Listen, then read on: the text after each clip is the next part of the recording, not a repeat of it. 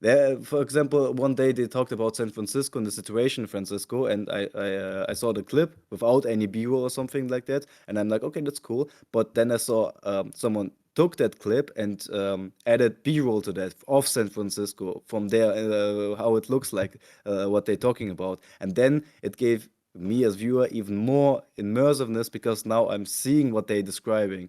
But because I'm not from there, I can't feel with that. Isn't that yeah? It's kind of funny with how like Buddy and I we were just talking about that today too because I found like a cameraman to be able to film some videos for me. Yeah.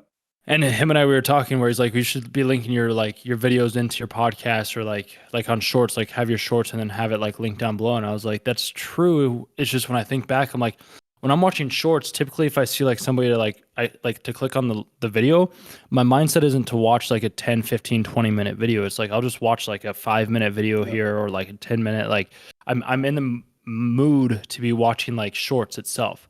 So it's a different, I feel like, perspective, and everybody seems to watch different content. Yeah. And that's something that like it's kind of been fascinating because it's like no matter what type of content we do, I think it'll reach the right audience. It's just a matter of figuring out who we're trying to reach. Yeah. Yeah. And I think once we figure out who we're trying to reach, then it's like it's easy. Like, well, maybe not easy, but it becomes easier when we know the person that we're trying to communicate with. Yeah, this is also what I wrote today in the group chat, that understanding your target audience, and this is exactly what you mean, because your target audience can be people who enjoy long form content or short form content, or who enjoy more seeing you live for 3 hours straight. This is also because one streamer explained this once in a video that I saw about him, that he enjoys Twitch streaming so much because it gives a so loyal community of these 3,000, 5,000 people who watch, and for him it's like family, like they're real friends. It's a completely different other form of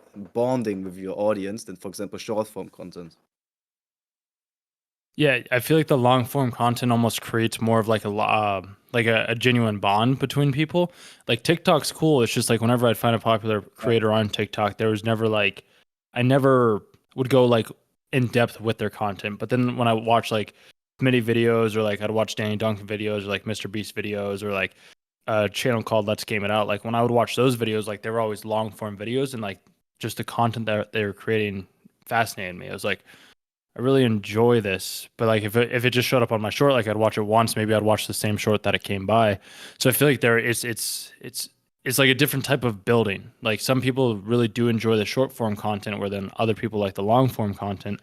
And I feel like it's a matter of finding the balance between like both of them, I would say, like giving your audience everything that they want. That's why like for the podcast that I do, like I post those on like Spotify, the podcast app, iHeartRadio. I use a podcaster and it just distributes the podcast to all of those. And then I do like the short form videos on the YouTube channel where it's like, all right, here's an idea that I have and I want to post this idea here. And then if somebody wants to listen to like a conversation like between you and I and they want to go a little bit more in depth because maybe they are like myself or like yourself where they like the short form and the long form, then they at least have the opportunity to do that. Yeah, I feel you. Yeah, also it gives you, it depends in some way that you can use, for example, short forms as a tool to promote videos. Like you make a video and then you use the best clips of this video to then publish them as reels and as TikToks to promote the video. But also a possibility, what I also found interesting, is that there are musicians actually that I don't even hear their music that much, but if they make interviews like a YouTube video, like a podcast type, where they 2 hours sit with someone, like in this scenario, and they talk for 2 hours, right? I watch this. Like I enjoy watching the musician as a character than actually listening to his music. You know what I mean? And this is also interesting because it's a completely different perspective. Also, if you see Mr. Beast, for example, or YouTubers like that, if they're in an interview talking about what they're doing, I enjoy this way more than actually watching their videos. Yeah, because I don't know what it is. Like I like having the different like it's almost like I get to know that person. Yeah, Like I could think about Nelk. It's like their short form videos are like their vlogs. It's like I just see them there, but when I've listened to clips of their podcast, I was like, I actually get to know who this person is. Like, Yeah, I get to know who, say, Caleb is, or who Simon is, or who like these other people are that are behind the music or behind like the song. And I feel like it almost gives more of like a human personal connection.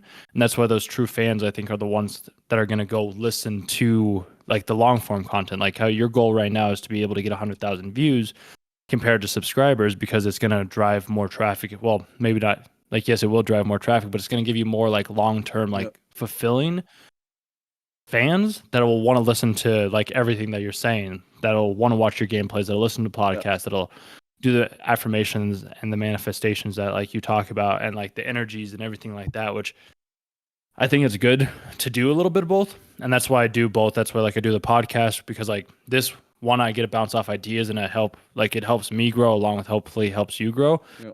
And then like the short form is allows for me to be creative in a different way that like I wouldn't typically get to be creative in like a conversation like this type of thing. Yeah, for me, it's also this expressing yourself in different forms because in a conversation, this is what I described in the local event and what I described in one of my videos that if I have a conversation with someone, this is something completely different than making a YouTube video because I have often the situation that I'm somewhere often when I travel that I meet some stranger people and we have these conversations and they coincidentally every time, like for 2 years straight, coincidentally every time someone is in a belief crisis when they go through something in their life and they have to make a big decision in their life, then they coincidentally meet me and then we have coincidentally somewhere in the nowhere just this random conversation for 2 hours about the meaning of life and all of this, and every time they go out of this conversations enlightened with this value, and I see how much value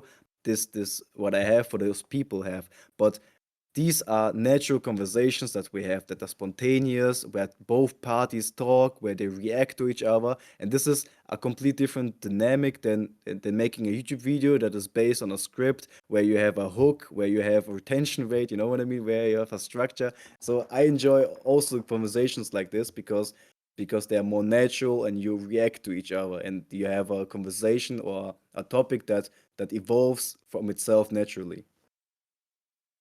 Yeah, the like the it's true. Like the YouTube videos, they have to be concise. They have to be formatted in a certain way because it is all about driving retention. It's about driving the views to the It's specific a channel. structure that you have. This is more freely. We could make a structure like we want to talk about this topic or this topic, but when we right now in the topic, then it evolves naturally from itself. And that's the direction that I'm taking my podcast, and hopefully that because this to me feels more genuine. Like Yeah, this is yeah, something that I would like to believe that people can connect more with, where it's like, oh, these are just two friends having a conversation right now, and these are the things that they talk about. Because like when I first start, like when was in my early 20s, like 19 in college, like I didn't even before then I didn't understand how to have conversations or make friends or like have these types of interactions because like I just didn't know. So I was like, I just started experimenting with it outside in like the real world, and like obviously this still is kind of the real world, but it's like the digital world, and it helped me grow a lot. yeah. And I'd like to share those like conversations, so maybe somebody can like listen to what we're talking about right now, and then they can analyze the conversation and be like, what was Caleb and Simon talking about? How did they have this conversation? How can I then go out and have a conversation with people? Because it's just about connecting people with one another. And I feel like some of the strangers that you're talking about too, like you almost have like I've had deep, meaningful conversations with strangers that at the bars, like hiking, I'm like, how like what is going on right now?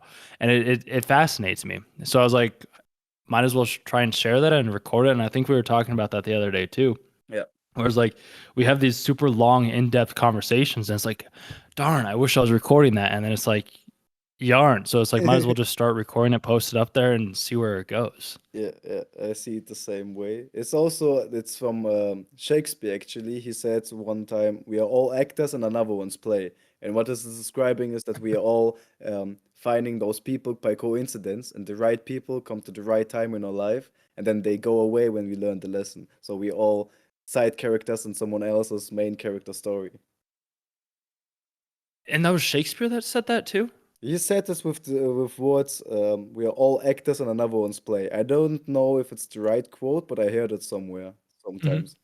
We're all actors in Another, somebody else's play. yeah, because Huh. it's related to these Hinduistic teachings of that they are all spiritual teachers and that everything is right and important for development. But they also describe in the Quran as Islam because Islam means literally translated devotion to God, and this is the same principle that they describe in Taoism and in Buddhism as a wind of Wu Wei, that you completely devote yourself to the nature, to universe, to your higher self, to God, to Allah, how you want to call it, and you trust that everything that comes into your life has a meaning, and that everything that comes into your life comes because it's the right timing. It's not it didn't came last week or next week, but exactly now.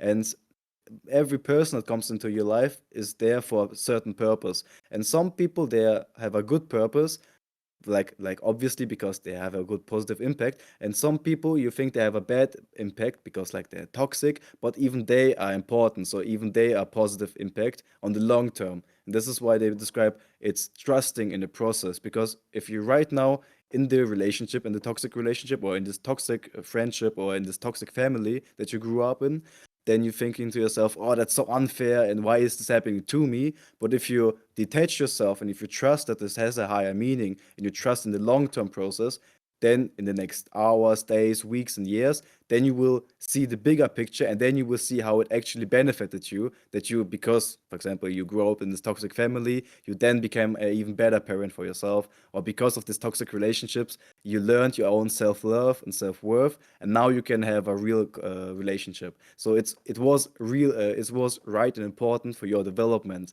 So it was also a teacher that came into your life, like just in a negative way, but not really negative in the long run, just in this moment. Yeah, I, dude, it's so funny because there's been time like because if let's say you and I met 2 years ago or whatever it is, it's like I don't think that we would have had these same Mm, conversations or the same like interactions, definitely and not. we might not have even been able to get along. Yeah. Because the image too that you showed, like the whole energy thing, that first photo that you sent, like that thing has rung more true to me than like it ever has, because you just start to attract the things that you are, and once you make that shift, it's like things just start magically appearing, magically manifesting, whatever word, like they're all interchangeable words, I feel like. And they just start appearing, which I'm like, it's really cool to see, because yeah, there's the toxic people. There's always going to be the people that like are there to teach you something, and then there's good people, and some people will come, some people will go. Like I've had friends, a guy that I used to live with a lot, like he was in, him and I, we lifted for like 2 or 3 years, and he helped me show like how much like how strong I actually was, how capable I was, like how it's just like I was just a normal guy like most other people, and I was like I never really kind of considered things that way, but he helped me realize like I'm way stronger than I ever thought I was. Whereas if I didn't have him and lift with him and meet him, then I very well could still be at the exact same spot that I was when COVID happened. I don't see that being the case, but yeah, it's funny how we run into the right people at the right times, and every conversation that we have, I think, leads us closer to our final destination. Yeah. People have told me I look into it too much, but at the same time, like if you don't look into it, I feel like there's like you're missing out on certain aspects of certain things. It's all about trust. Like everything that comes into your life comes exactly the way. Because I have, for example, one time I was on one of my expeditions and I was in the forest, and I thought to myself that I was, I think, 22 or something like that, and I thought to myself, I'm really glad that I didn't become millionaire or like really rich with 18 or 19, because with 18, 19 I wanted to have money and to go party, and I thought to myself, I watched all those American movies about like Project X and here American Pie, and I thought to myself it would be so cool to be around those people and to bank parties like that. But then, as I was 22, I realized that if I had back then this opportunities and these people around me and this money around me, I would definitely OD on an overdose of cocaine or something like that, because I was mentally not prepared for the money. I would spend all of it like most people do, and then have um, tax debt. But now then as I became 22, then I started to learn how to actually spend wisely your money and how to not OD on cocaine. Yeah, it's like all the failures that I've faced have helped me, I think, be more responsible, Yeah. so that I can accept like the wealth, the good fortunes, like the relationships, like everything that I need to. because it's helped me budget for one. Like if I didn't have to, if I wasn't in like a $30,000 to $45,000 a year job, then when I got my six figure, like my 6 figure job, then like all the money would have just gone away. Like I would have bought a brand new car. I would have Yeah, bought like all these gaming systems. I would have bought all these like pointless things that never would have really brought me anything. Instead, like I kept living as if I was making $35,000 a year. I did upgrade my home just because I needed to get like my own roof over my head and like have my own space. Other than that, though, like my spending didn't change at all, and I just saved everything that I could, so that then I could get into a position to where it's like, all right, I can go full in onto say creating content, doing podcasts, having conversations like this, which then in turn I think like attracts people such as yourself and other creators, like the videographer that I found. I just went to one of the college campuses near me, and he was like, I asked him if he wanted to be in a video. He was like, do you need somebody to film for you? And I was like, yeah. And he's like, okay, cool. So he has like his own camera, he has like his own microphone. I'm like, dude, what is happening yeah, right now? insane. It's it's so cool. So it's just like that mental shift I think that we have to make, and that's why I liked talking with you guys and Tibbo as well, because like you guys are, I think you were also aware of Neville Goddard, if I'm remembering correctly as well, and like hearing other people that are aware of his teachings and other concepts that I like. If somebody told me this back then, I probably would have abused it and not used it in the correct ways. But like now, knowing the things that I do now, it's a whole lot easier for me to be able to implement his types of teachings and bring into the world, into my story, and to have like me be one of your side characters and you be one of my side characters to create something a lot bigger than Yeah. I think we could on our own. That you met him coincidentally is also insane in so many ways. In quantum physics, they call it synchronicity. I don't know how to Mhm. pronounce it. Synchronicity. Synchronicities, You yeah. know, and this is the same principle that Napoleon Hill describes in Think and Grow Rich. That you don't have to know the whole way. You just know where you are, where you want to be, and do just the next step. And you always know what the next step is. For example, going to this college and to just walk around there or just to work on this idea. And then the next step, the other 9 steps will come from itself. And the same thing Jesus describes with the word search and you will find. And this is the insane thing that I also described in the event that I did here in Berlin, that I coincidentally find the right people. Like I'm searching and then like literally the next day I'm like finding them. And for you the same thing. Like you're starting one project, you're doing the first step, and then the other steps magically come from itself. Magically the right people come, magically the right advice comes, the right ideas come. Then you do the next step and then the doors open. Yeah, it's I don't know how it works. I don't really want to like, and I probably never will understand how it works. And that's something that's like, don't worry about the how. The how kind of Yeah, takes care of itself. yeah. Like I'll just do what I need to do, and the how just magically somehow works itself out, Yeah, which is this it's funny. this is the Pareto principle, 20-80. 20% of the work produces 80% of the results. And 20%, what they describe in physics, is 20% is the what, the future you want, the vision of your future, and the 80% is nature. Like if you're a farmer and you want to grow potatoes, 20% of your work is to go around to seed this, to plant the seeds, and 80% of the time is waiting that nature is doing their work. And the same thing is by producing your by following your vision of the future, that you creating it visually, by visualizing it, by living it. This is the 20%. And the other 80%, the how, this is the universe, this is God, this is how you want to call it. This is what comes automatically into your life when you trust, but you're responsible for the 20% of the direction. That is why he's describing in the book, I don't um, I don't wish for more riches, but for more wisdom, to make wiser use of the riches that I received at birth, in the form of take possession of my own mind and direct it to whatever ends I desire. And the same Joseph Murphy describes in The Power of the Subconscious Mind is that you have the power to take possession of your mind, that is made of your subconscious and your conscious mind and your subconscious mind, and direct it to whatever ends that you desire. Because the subconscious mind doesn't know the difference between what you want and what you don't want, and what is good and what is bad. So if you say, I want this, and you visualize this goes straight into your subconscious, and the subconscious doesn't sleep, so it works 24 hours all day and all night. And this is your whole work. Your whole work is take possession, stay conscious, take possession of your mind and direct it to this whatever you desire, and then let your subconscious mind and your higher self work it out for itself. Yeah, it's. I was talking with this guy in the sauna the other day.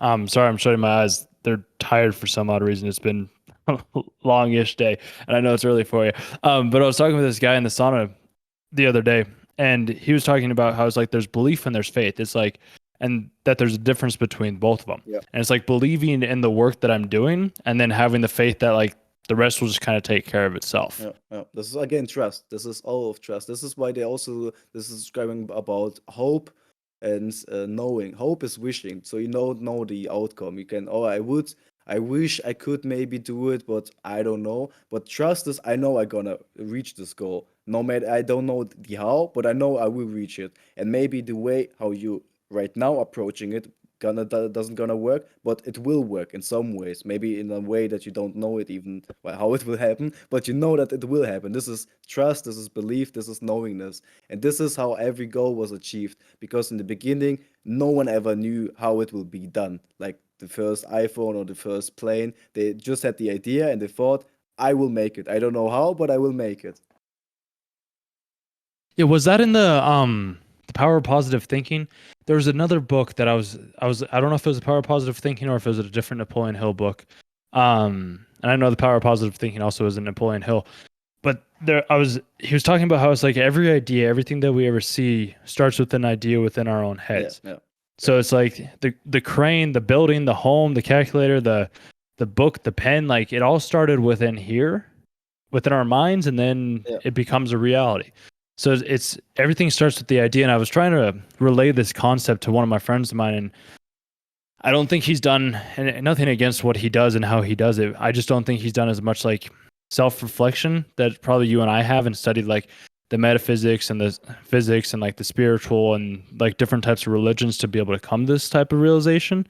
Because yeah, it's Yeah. once it's understood, it almost makes everything 10 times easier. Because like I keep telling it's like let infinite intelligence, let's just tap into infinite intelligence and see what happens from there. It's like, what do you need me to do? Or like, God, what am I supposed to do today? Universe, what am I supposed to do? And like all these words are interchangeable. I think they all mean like they all come back to the Yeah. same It's thing, all which describing the same. itself. Yeah.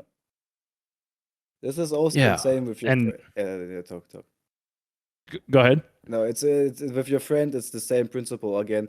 That if whatever you can conceive and believe, but the first thing is conceive, and to conceive you have to be open. Your mind has to be prepared, like a radio, because your mind is like a radio station, and it sends and it takes waves in. But to take certain waves in, they have to be converted, and to convert them, you have to have a certain amount of knowledge and to be open for your mind, because otherwise you can't conceive the idea. So the idea that you can conceive, other people can't even conceive this idea, and you can conceive it. And now it's the question of you can believe it, and if you can conceive it in and you can believe it, now you can achieve it. And most people are not even able to conceive it because they are mentally not prepared. So mentally, like as physically, the wave is can't get to their head because their head is the radio station is not in the same frequency of receiving it or converting it. True. And I kind of looked at it as like, since I go to the gym quite a bit, I kind of looked at it as like, if say we did give them this radio signal, this radio to try and get their brain to conceive it, it's almost like telling somebody to go to the gym and lift 500 pounds off the ground or bench 425 pounds. It's like, you can't Yeah. just show up to the gym and lift that weight. Like you kind of have to start out with the bar and then the 25 and then work your way up to those heavier weights. And I think it's the same thing with like the energies and the wavelengths and the radio signals that come in Yeah. to us, and then just kind of accepting them as like, okay, hey, I'll just whatever you tell me, like Yeah. I'll trust, I'll have the faith that things will just kind of I'll go to where I need to go type of thing. There's a quote from teaching to this with the example of the fitness studio, that you can't teach someone something, you can only help them to find it within themselves. Like, and this is what the teacher does. He doesn't teach something. He helped the students to find them within himself. The same thing if you go with him to this gym and you try to explain to him, you can't really teach him how to press the stuff. He has to do it by himself, but you can help him to find it within himself. The same is for technique and the clean execution, this metaphor. Yeah, never, I never really thought about it. And that way, and it's just tougher with the mind because the mind, like I was listening to this lecture from one of the psychologists that I listened to online, and he was going to become a Buddhist monk, and before he could become a Buddhist monk, they told him that he had to go get his doctorate and become like a PhD student for the 10 years because like the journey to overcome your mind is going to be 10 times harder than the journey to become a doctor is. And I myself have kind of felt that personally because like I've been doing a lot of like mental like work on my mind. Yeah. And if I didn't do all the biking or the lifting or the yoga or the meditating, like me being able to do this, I don't think would have. It's been. I can see why very few people travel this type of road because it's not. It's not. I wouldn't say it's worth it. It's just it's not easy for It's like it's it always takes guts. it's always worth it because this is again physics. This is polarity. Nothing in this world can be achieved that isn't worth as is has not paid the price. In my teachings, I describe it like nothing that is of true value can be bought with money. And I give this example of there's for example a big mountain and you someone takes the time to hike this mountain, and while hiking this mountain this person realizes this is way more difficult than he thought it is. He has mentally, physically, in every aspect he has to overcome himself to push himself in, and for the next like 10 hours he's hiking this mountain until everything is bleeding. He's finally arriving there and he's falling on his knees and seeing this beautiful view. And someone could argue, okay, but you can also like just pay the money and then you fly with the helicopter there. And let's say there's a rich guy, he pays someone to fly with a helicopter up to the mountain. And now left on the left side is this guy who hiked this 10-hour mountain and on the right side, like 1 meter away, is this rich guy who just flew up there, what was way less difficult. And now both seeing the same view on the mountain, but not both have the same feeling because you can buy the view but you can't buy the feeling, and this feeling of overcoming yourself, this feeling of a satisfaction of having given everything you had, every strength, this satisfaction and this self-love and self-worth that comes from it, and this feeling of being this feeling that this can't be described, so just being proud of yourself. You can't buy this feeling because this has to be earned, and this is what I describe in mathematics as the sinus curve. Like the ups and the downs are even, so if who wants to be the highest shall be the lowest because the highs and downs are the same. So if people say I want this goal, and this is a really big goal, big goal, then they have to go through this low. And if they don't ready or don't want to go for this low, then they have to reduce their goal. And then, for example, I don't want to be a millionaire. I just want to make 2,000 a month because I'm not ready. I don't want to pay the price. And every a successful person in the history of humankind, no matter in which area, like even Alexander the Great in warfare, everyone had to pay the price in some way because it's always physics of this sinus curve of if you want that high, you have to be at least also be ready for that low, and it will come and the universe will test you at some point. This is why they describe it so hard, because if you want that high of a goal that is way more than money but overcoming literally yourself, then you have obviously to go for this low. And then it's always the question, are you ready for this low? And if not, then you have to reduce your goals. Yeah, it's crazy because there's always a price to everything. Yeah. Like no matter what it is, there's always a price that has to be paid. It could be with work, it could be with time, it could be with patience. Yeah. And I've always been the person, I'm like, I'd rather climb the mountain than pay to Yeah. have somebody just drop me off at the top. Because this is Because I feel like yeah, that's it, not I was just gonna say the journey is the best part. Like the journey is just the best part for me personally. So I'd rather take the journey than just get dropped off at the top. Yeah, definitely. Because this is again, failure and pain is only an illusion. This climbing this hill is only of short, like it takes 10 hours, you know. This is maybe pain in this moment, but it's pain of how it's called, like it has a meaning. Like moment you hike this mountain, it may be painful and everything is bleeding and hurting, but it's not like, why I'm doing this, I'm so dumb. But you're having this purpose, you know, you have this goal in mind. So I do this for, and then so it's a different kind of pain. It's like a challenging pain, it's cool pain. So even pain and failure is an illusion. And this is what you described. The journey, this is the fun of it. And then after you have overcome it, now you're on the other side and the greatness will stay forever. So the pain is just temporarily pain, but the greatness will stay forever. And the same is on the other side. You can take the pleasure instead, but the pleasure will be gone, but the shame will stay forever. Yeah, and shame's the most powerful emotion. So like if you have that, like I I'd rather not have the shame and just give everything that I can Yeah. because it is like nobody can take away the pain or the suffering, the bottom tier, like me being at the bottom.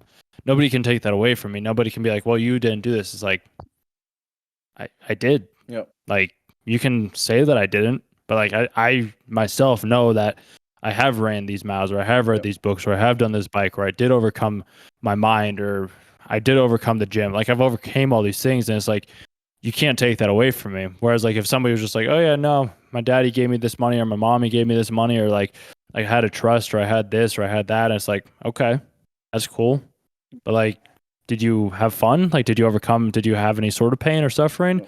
And like maybe they do in different ways. It's just I've always done it like you kind of talked about self-love and like I my self-love and my approach is a little bit different because I go about it and like I push my body and my mind to the absolute limits to see what I'm actually capable of, and that's kind of what like the Marines and like soldiers do, and they have like almost more gratifying experiences. Like Yeah. people that go to the Marines, like they feel better after going through boot camp, which is a very odd concept when they're getting demeaned.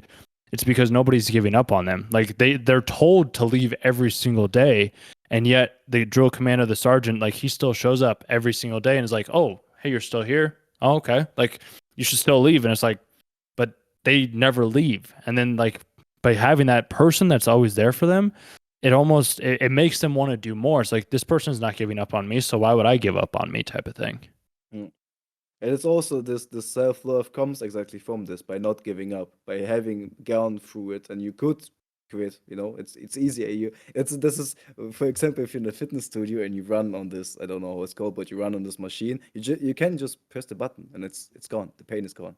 But continuing, and like with the boot camp, to continue, to don't quit, to go further and further and further, and then afterwards, like years afterwards, this is where the self-love comes from. But remembering back and thinking to yourself, I didn't quit. I thought every day of quitting, but I didn't.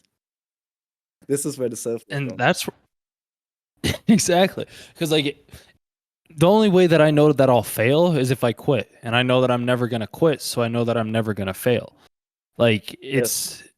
it's that simple. As too often, I think like people. The reason why I think some of my friends and other people I know don't reach the things that they want to is because they quit on their dreams or they quit on themselves. Like they just quit in general, and I'm just like, why quit? Why not? Like I get that maybe you have dogs, family, other responsibilities, but it's No, just no, like no, if no, you that's stay not it. true to yourself, That's not it. you're good. Yeah, it's always belief. It's always belief. Me, my friend, I explained this also to him. This is so interesting. Like, if you go to most people, like nowhere on the street, in no matter the age, and you ask like 100 or 1,000 people, is it possible to become millionaire? Nearly everyone would agree it's possible to become millionaire if you put the time, the work. It's possible to become millionaire. But so the conclusion is that most people believe that it's possible to be millionaire, but then don't believe that they could become a millionaire. And this is the difference, that they don't believe in themselves. They believe that it's possible, but not from them. This is why they quit. Which is so weird because I've always tried to figure that out and I still have yet to come to an understanding of why that is. It's like, why do people not believe in, and then I guess I have to realize that maybe they have different upbringings, they have different karmas, they have different dharmas, that like they have a different maybe future trajectory, like their soul, however you want it, like their God-given gift is different from maybe ours.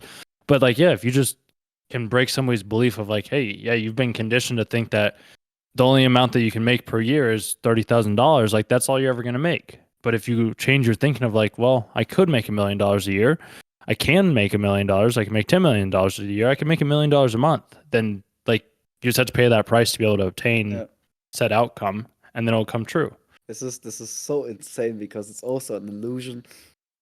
of how much you can make, and what people, that everything that they're describing in Hinduistic teachings, all that there is limitation from the man itself, also from the person. Because if you go, for example, to Egypt and you see these big billboards like 10,000 pounds for this or 20,000 pounds for this, and the average like Egyptian person thinks to themselves, man, if I could make 10,000 pounds a month, that would be the dream. That would be so insane. So it's even for them, like no, out of their reach. That would be the dream. Like if I had luck, or if it would be something nice.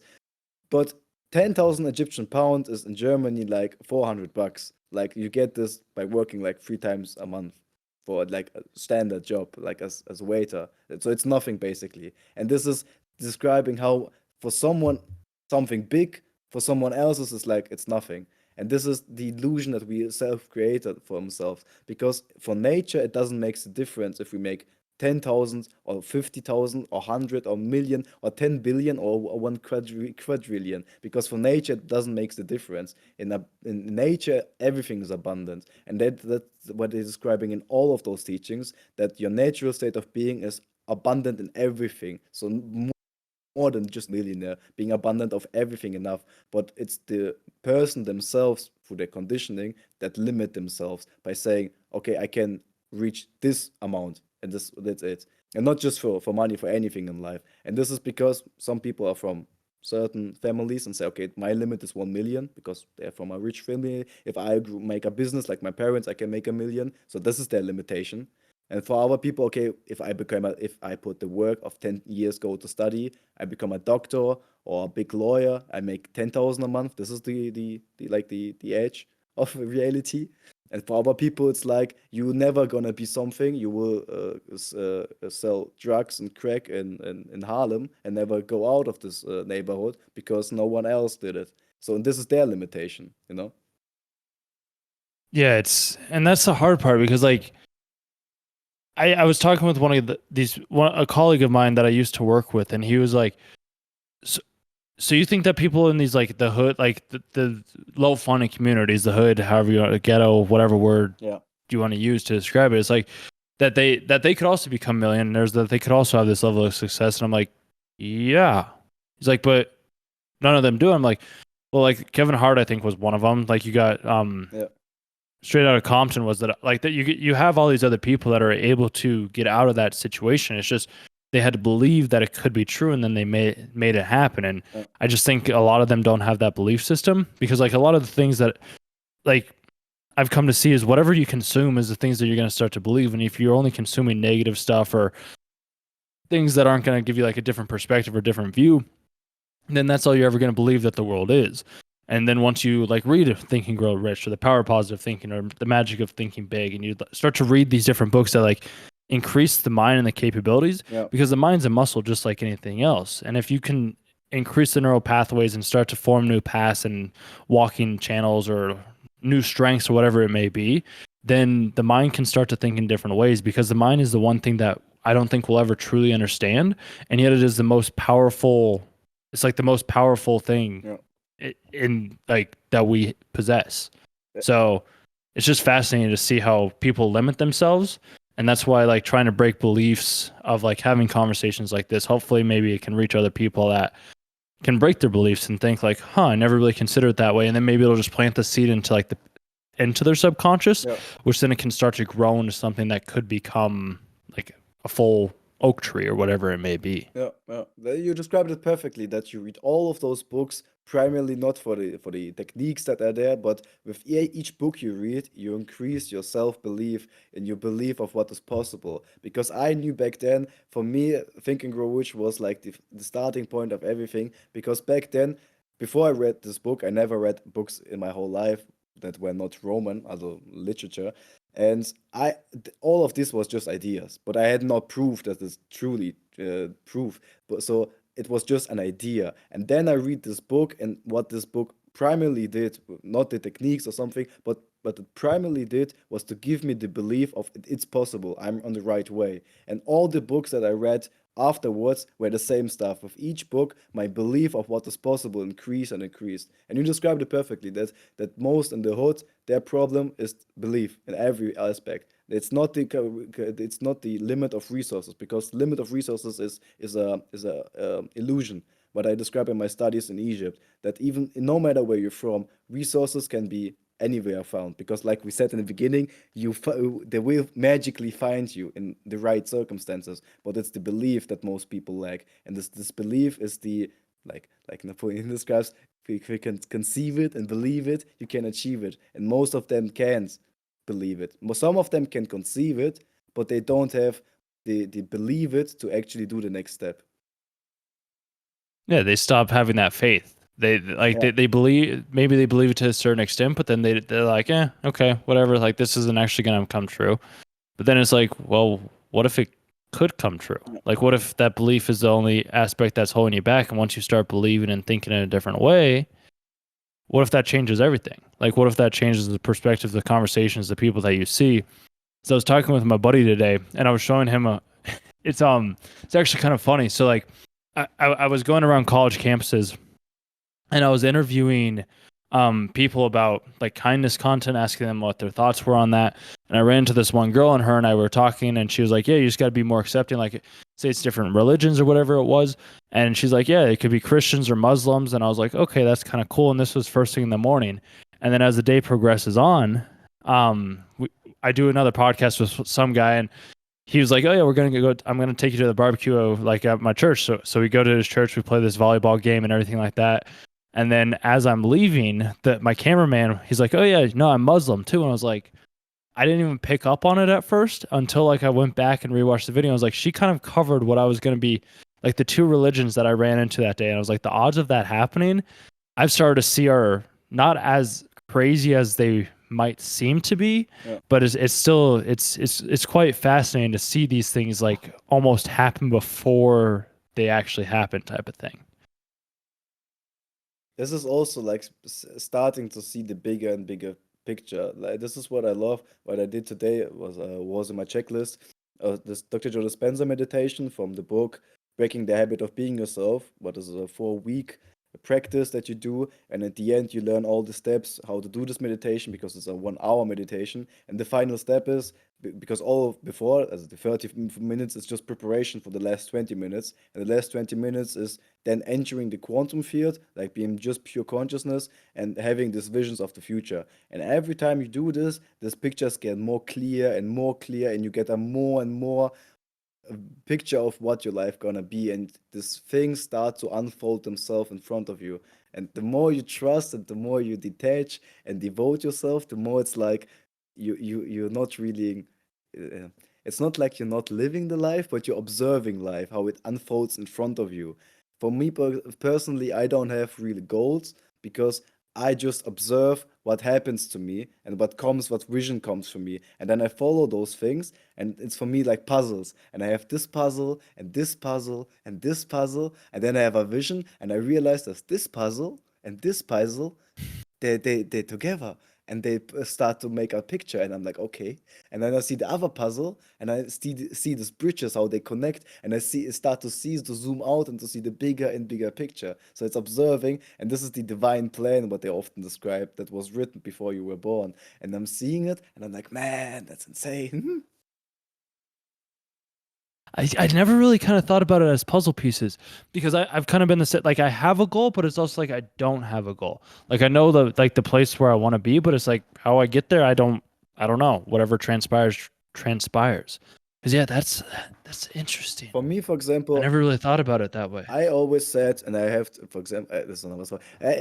For example, if it would be for me, just literally for me, I would just take a normal job where I make couple thousand a month. I would have an apartment with a really, really cool setup of like a PC, of LEDs, and all of this stuff. I would get a whole bunch of just weed and smoke all day and just play video games. This is and VR. This is what be for me. But what if I would take this route and do this? I would feel every day deeply unhappy, and I would have this feeling within my heart, this intuitive feeling of that I'm not living the life that I'm supposed to live. And I would have this feeling like I had as a teenager, as I started this journey, this feeling of I should go out and do something else and not this. And if I would take that route, I would just ignore this feeling. This feeling would more and more die, and I would become more and more unhappy. What I saw actually on people that I met who took that road. So I saw me not taking this road, but follow my intuition and follow this light and to see, okay, I go out and I'm searching. And I saw other people taking this route that I wanted to take. And I see the consequences now, 5 or 6 years later, after we are on this road. And they have all the things that I have always dreamed of. They have the perfect setup, they have great apartments, they have like literally a whole bibliothèque of drugs that they can consume, but they're deeply unhappy. And I don't want their life in no means. And I'm so happy that I took that road. And for me, it's just a confirmation to stay on that road of not having anything of it all. Also Video I've games. always used that kind of as like, yeah, I've used that as like I'd say like a place, a demotivator. It's like that's the place that I don't want to be. I don't want to be in that position where like all I'm doing is smoking weed, doing drugs all the time. No. I do think it is good to do some sort of drugs every now and then, Yeah. like psychedelics or something, just to kind of like expand the mind and see things that you typically can't. Yeah. Like you can see it through meditation. It's just it takes longer, and I don't think it's to the exact same effect But we're not talking as more about meditation pleasure. is. But yeah, We're talking about drugs like pleasure, like everyday pleasure is pain, too much stuff, like on a daily. This is not the drugs. I take psychedelic drugs to expand my consciousness. This is just literally, I try to suppress all the feelings that I have by just hunting for the next joy, for the next pleasure. It's like eating a chocolate bar. And this is what they described as the illusion of life, what they describe in Quran and also in Hinduistic teachings. If you eat a chocolate bar, you have for like, I don't know, 30 seconds, 40 seconds, this taste of, it's delicious. And now it's gone. The taste is gone. But what stays is the calories, the bad calories, the fats, and this unfulfilling feeling. And now you eat again a chocolate, and again and again and again. So, but the feeling always is gone after 30 seconds. And after like 1 hour and I don't know, 200 chocolate bars, you have to puke. So you have it's not anything pleasurable to now puke and like you throw up and you feel bad.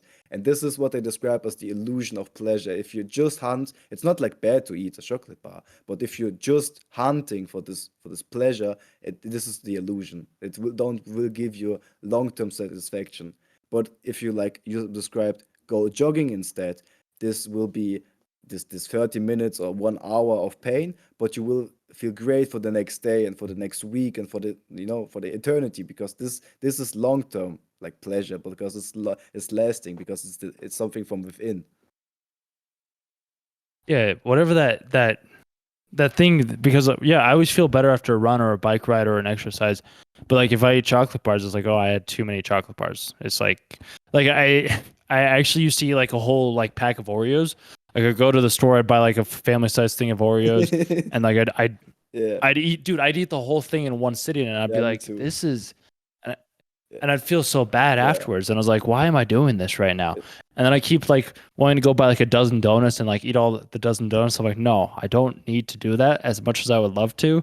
It's just like I don't need that anymore because it's temporary pleasure. yeah, Like the temporary pleasure, it's cool and all, but afterwards it's like I pay a price, and that price that I pay, yeah, like I'm having to pay it with interest as well too. exactly. This price, in jogging, you have 1 hour of pain, but the price you're paying by hunting only for pleasure is for the rest of the day, feeling bad and having then self-destructive behavior, decreasing of self-love, self-worth, because now what's starting is bad negative thinking and talking like, I'm so fat, why I'm doing this, don't wanted to do this, and then now I have a weak willpower, I am weak. All these affirmations is all bad because it comes from this because you behaved like that. This is the price you're paying for that.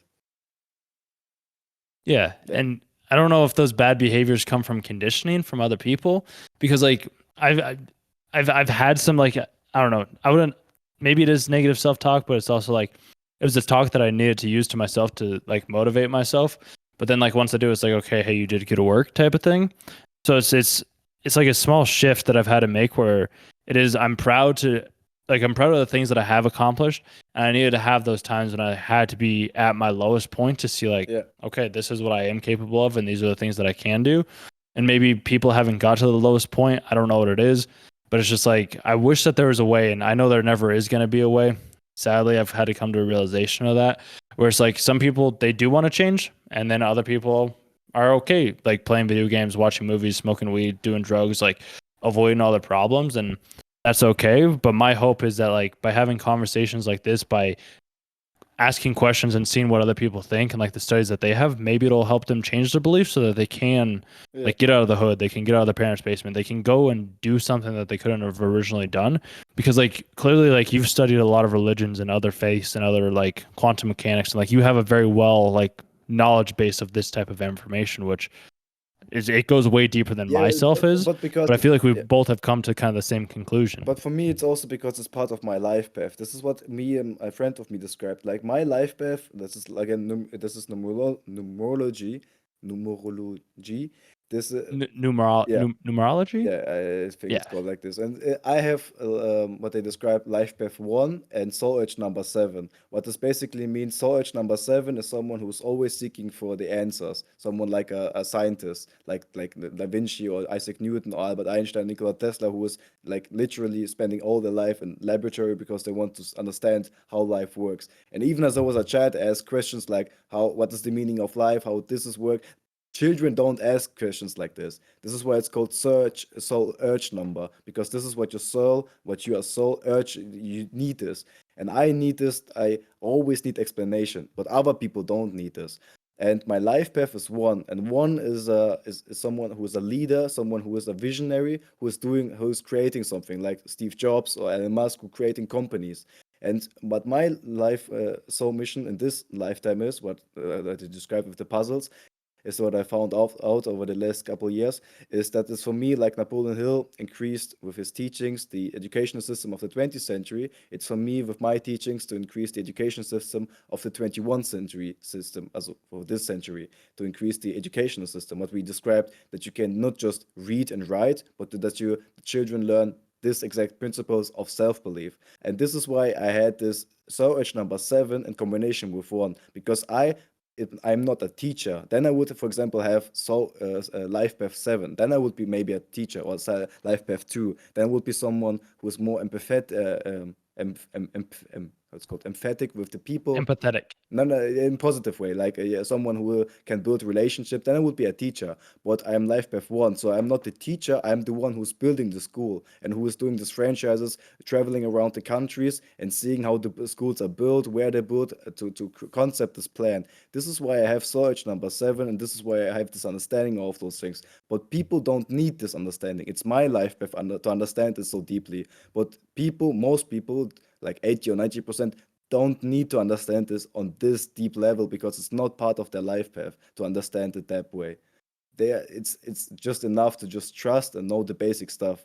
But they have another life path that they are focused on, where they learn stuff like healing, or like I described, the teacher of bonding with the children. But I have not it's not my life path, so I'm not focused on that. Yeah, is that a test that like anybody can take then? Like could I take that test to figure out my life path Yeah, we then? can do it right Like now. I It's easy. really? Yeah, there are sites you can just type your I think your birth stuff. I'm not too deep into it because I don't like this stuff about moon circles, and I don't know what it's called, like what's it called, yeah, Zodiacs. zodiac signs. Like this is Like the zodiacs? Yeah. I once heard like people say, do you believe it or don't believe it? It's not about believe it, but it's about as a percentage, how accurate they are. And if you just take the zodiac signs, they're not really accurate. But if you take all of it, like your zodiac signs, your numerology, and all the things around it, then you have a more accurate understanding, especially if you then reflect your life.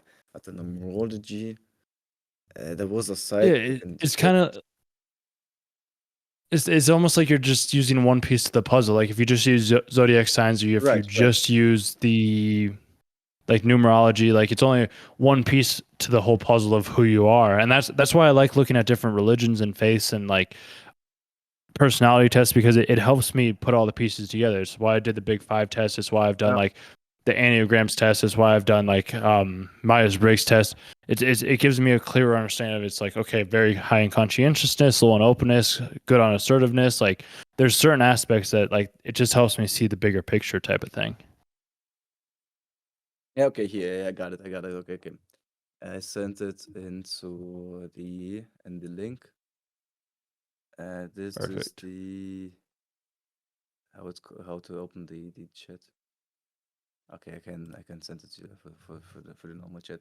This is link, and this is my result, what I just made to test it if it's working. And you have 1779. For example, a friend of mine, he has 277.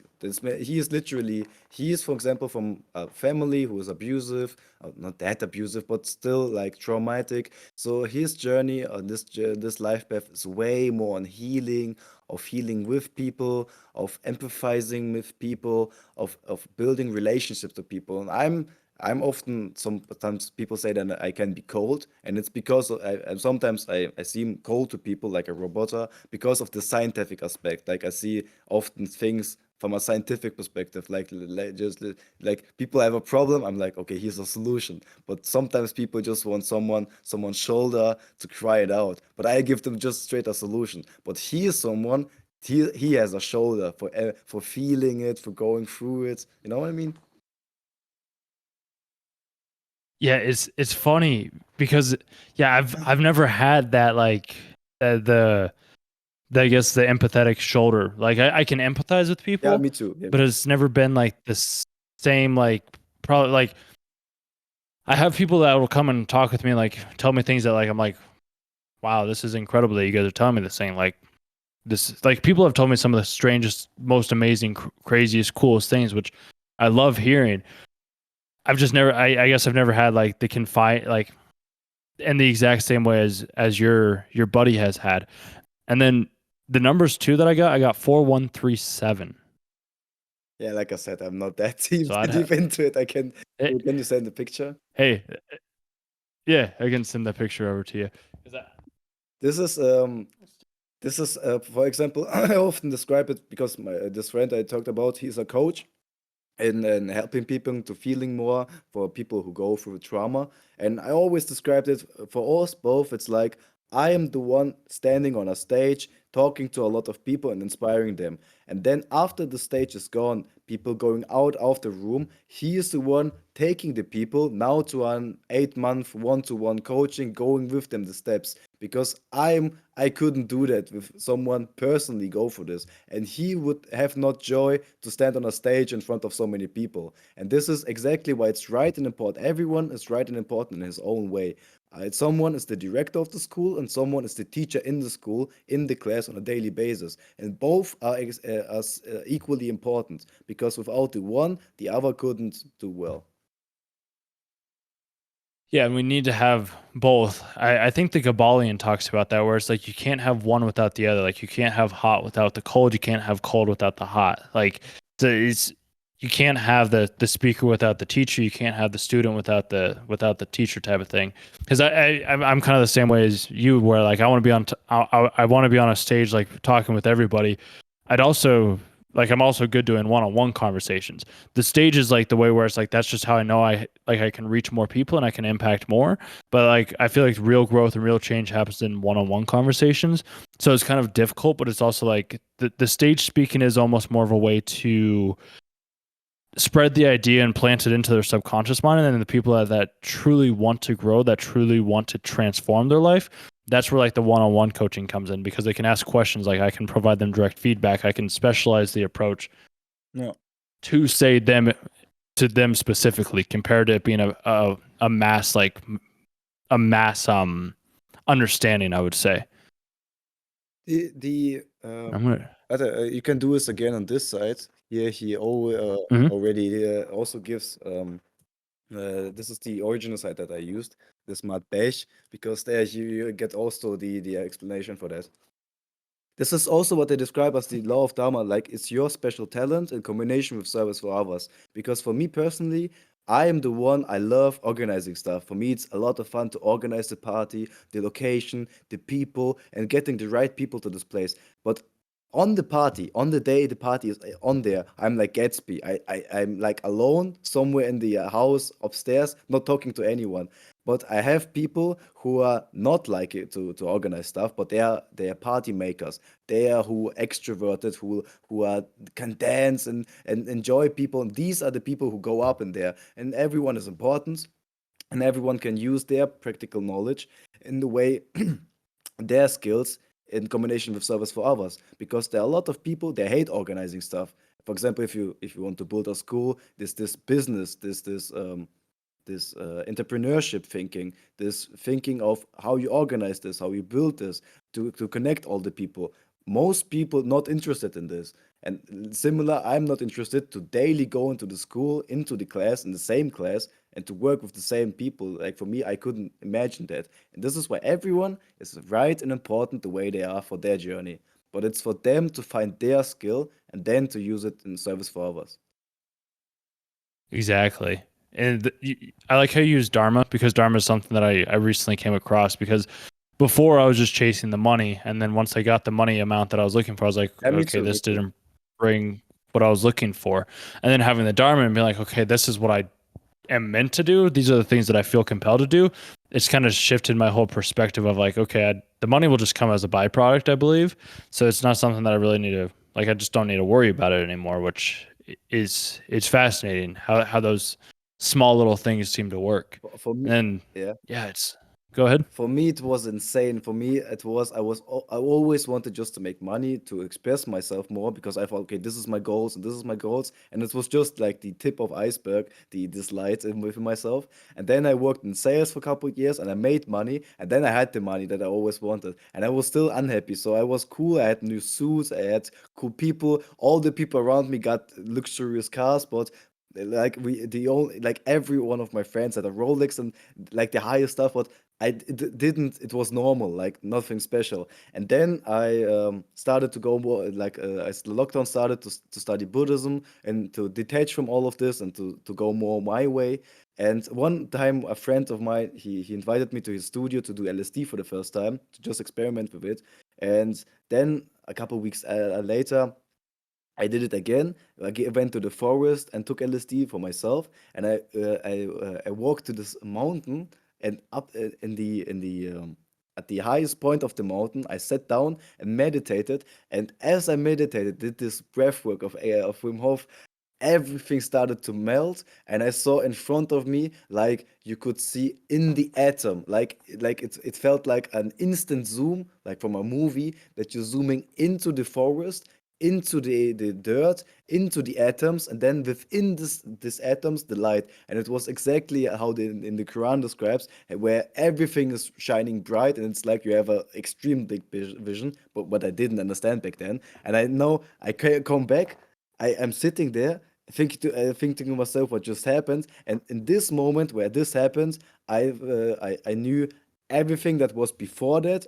I threw it away, and my rest of my life I dedicate to study what I just saw, to understand what I just saw. And this is how all of this started. Where I then quitted my job instantly. I quitted all the numbers that I had, as all the people, got a new phone, and started from this day on, as I saw this, for the until today, to study and to understand what I just saw, to understand it. And this is how it all came to place. And now I can look back, and now I understand, and can into detail describe what happened there. And that's Dude, insane. that's incredible. Yeah, That like that's dude, like that's why I wish, bro, because I like psychedelics have kind of done the same thing for me in a sense. And that's why I was trying to convince one of my buddies. I was like, dude, like you should take some mushrooms. Like you should, like, I got so like yeah, it'll be good. Like, and he's like, no, no, no. I'm like, bro, if you just take, it doesn't even have to be that much. yeah, Like, if the more you take, the more understanding you'll have. But like, it doesn't have to be like a Terrence McKenna like heroic dose type of thing, yeah, or a James Hopkins. Like, it doesn't have to be that much. But like, even just a small, like if you just microdose, like you'll at least have like you'll start to see just things just slightly different. yeah. Because And ego is out. it's, yeah, once you see it, you can't unsee it, which is amazing. Yeah, that's I had a really bad opinion on LSD back then, but I didn't knew anything about it, because I just like most people, like 80 or 90% of the people, I just thought that that's the same from the propaganda from the 60s, that you take LSD, you go insane, you jump out of the plane.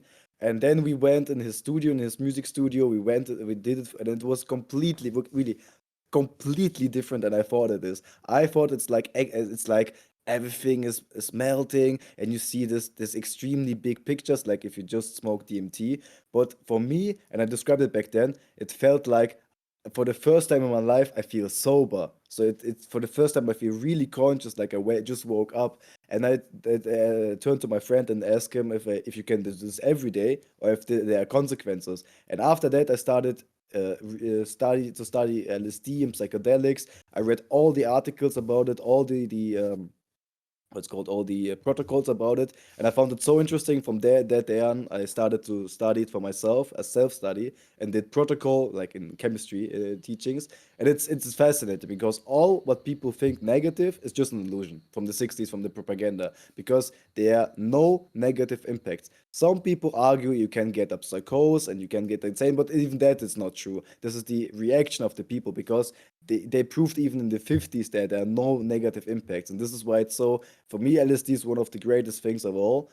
Like for what you use, not to go on a party and to party there, but like to go into yourself, especially for meditation, because it has such a big list of positive impacts, but like literally nothing and bad things, no negative impacts. No, it is. There's always positive aspects that can come from it. Some people might be like, "Oh, I had a bad trip." Like I could say that my LSD trip was bad. It- At the time, maybe I thought it was because like I saw like a skull come into me, but then it was also Yeah, like that's kind of realizing normal. like, "Hey, you're gonna die." Type of thing. So I was like, Yeah, okay, that's not great. And then it also got me out of a situation that I didn't want to be in any longer. Like it yeah, helped me move out of a small town in it was a town in Grand Junction that I was living. I was like, the roommates that I was with, the whole set and setting was just off. And they were, if I wouldn't have done it, then I wouldn't have moved out and I wouldn't have got back here. And then I probably wouldn't be doing these things. So I actually, probably would have taken me longer to get to doing these things because I believe that this is just part of my life and this is just something that I was destined to do in a sense. But it's like if I wouldn't have taken the LSD to begin with, then it never would have happened. And like me looking back is like it taught me that there's going to be some people that I get along with very, very well. yeah, Like that's what mushrooms taught me. But then LSD taught me is like there's going to be people that you don't drive with. There's going to be people that you just don't vibe with. And I'm like, that's perfectly okay.